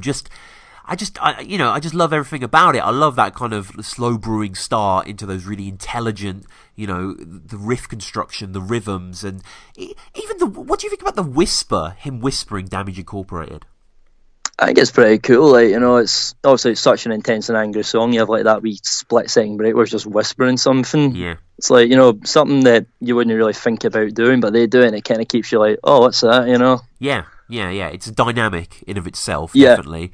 And it could come off cheesy, like, to a certain extent in love songs, sort of sultry females whisper in the choruses and stuff. But, it works. As with most things from Metallica, it shouldn't work, but it makes it even better. Right. Well, to be honest, it's like, the music as a whole is pretty cheesy in of its own. Right. The lyrics are very cheesy as well, but all works, it's like, it's just a fun song. It's fun music, Yeah. And the lyrics... Again, the comparisons to Battery stand out because it's just kind of like, a few phrases, living on your knees conformity or dying on your feet for honesty, and blood will follow blood as well. And him screaming that section over those open chords, a bit breathier. Love that section. The lyrics they're definitely not poetic or anything, but they get the job done. It's really just intense, really straight to the point aggression, which was what was so good about Metallica at that point, and what I think they kind of lost when like Cliff left and started going a bit more rocky, with like Reload and all that. Oh yeah. But during that time, like they just didn't really try too much. They just knew what they wanted to do, and it was just so good. Honesty is my only excuse, which I think is quite poetic actually. But I get what you're saying. I even like Damaged Jackals ripping right through you as the kickoff of the third verse is really. It just sounds really cool, like it does. Like... It does. Yeah, a Damaged Jackal. Yeah, it just sounds pretty awesome. And we get into kind of, I guess, the bridge, that riff that feels a bit like a Dave Mustaine riff that James eventually sings over. I love that. But a lot of riffs are composed around an open E and a 7 and a 5 on the A. So but it's in that mold. Euthanasia, Killing Road, especially reminds me of that song. And then we have James sort of screaming "Go!" and then we go into the solo, which is, I think, one of Kirk's best solos. It's a fantastic piece of work. Oh yeah, definitely. Like, it just sounds so cool. That is like trademark Metallica solos.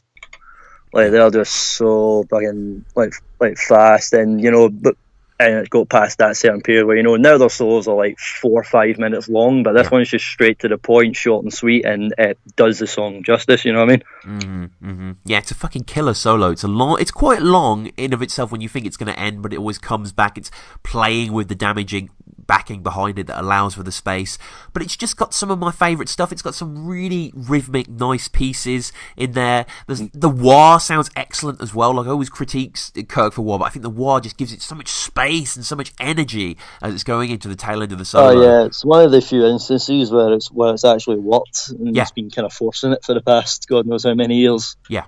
But at this point, it was working for him. It really was. Again, in Back to the Front, I think Kirk says he was inspired by Steve Vai a lot during the recording of this album. More for the sounds, I think, the unique fretboard sounds. But Steve Vai does a lot of that, like on Tender Surrender and For the Love of God. He'll use the wah to bend upwards just to create a real singing portion of the solo to take stock. And, Kirk does that. Like, I have to say, this solo, I've been listening to this song a lot. Obviously in prep for this episode, and the solo is always the highlight for me of a brilliant song. But this solo, it's the cherry on the top. Yeah, like, it's very legato, and you can also tell with the classical kind of theme to it. Like, even though it's so fast and so intense, you can still hear the complexity of it and like the old school kind of style that Cliff clearly influenced to the playing. Yeah. I mean, Cliff, I think he has 2 co-writing credits on the whole album, but clearly, his influence is so deep. He didn't directly do it. His influence kind of be in there, brought everyone up to his level. Yeah. And he was the guy they all looked up to. Even though they're the same age, musically he was so sophisticated. Even though he joined the band later, he wasn't necessarily a founding member. Obviously, he is in many senses, but he wasn't the original bass player. But he just informed them correctly. Yeah, and I love this song. I mean, I don't know if you saw recently, Master of Puppets Remaster has been released. I'm not fortunate to own it physically, but good old Spotify has all the stuff on there. So I've been listening to loads of it. And there's 2 songs. There's Damage Inc. There's kind of an early demo, which is just vocalless, which is quite cool. And there's also from James's riff tape in 1985, and it's him just doing the riffs like really well, like really raw, like just I explain he's exploring to some 4-track or some shit. It sounds fucking great. I don't know if you know, but on the demos it was like like he doesn't necessarily know the words, but he knows the melody. So there's lots of him doing that, and it's a treat to listen back to. It really makes you appreciate the level of craftsmanship that running through this song. Oh yeah, definitely, man. Like, I've not had a chance to really check it out just because, to be honest, I'm just kind of ignorant to what's been released right now. To be honest, I don't know. I've just not really been keeping up with it, but I'll need to check it out because I like hearing like the rarities in the demos and stuff when bands bring this stuff out. Yeah. No, I agree, and I just stumbled on it like the other day actually. But it's it's awesome. So anyone listening, I'm sure it's on all the streaming services as well. But check it out if you haven't listened already. I might do an episode on what's on there because there's some really cool stuff. Any closing thoughts on Damage Inc., Kieran? Just generally, you can tell it's just such an amazing song because the production on it is fantastic. Like, it still competes with like modern stuff being brought out today. Technology's come so far, and everything off of Master of Puppets and Damage Inc. and Battery and stuff like that, especially. But with these songs, they compete against it today, even though the technology's come so far ahead. Master of Puppets was ahead of its time in that sense, like production-wise. Yeah, it's timeless, absolutely timeless. Unbelievable song. Comment below. What do you think of Damage Inc.? Let us know. If you don't like it, don't listen to this podcast. Please stop listening. Unsubscribe. We don't need you.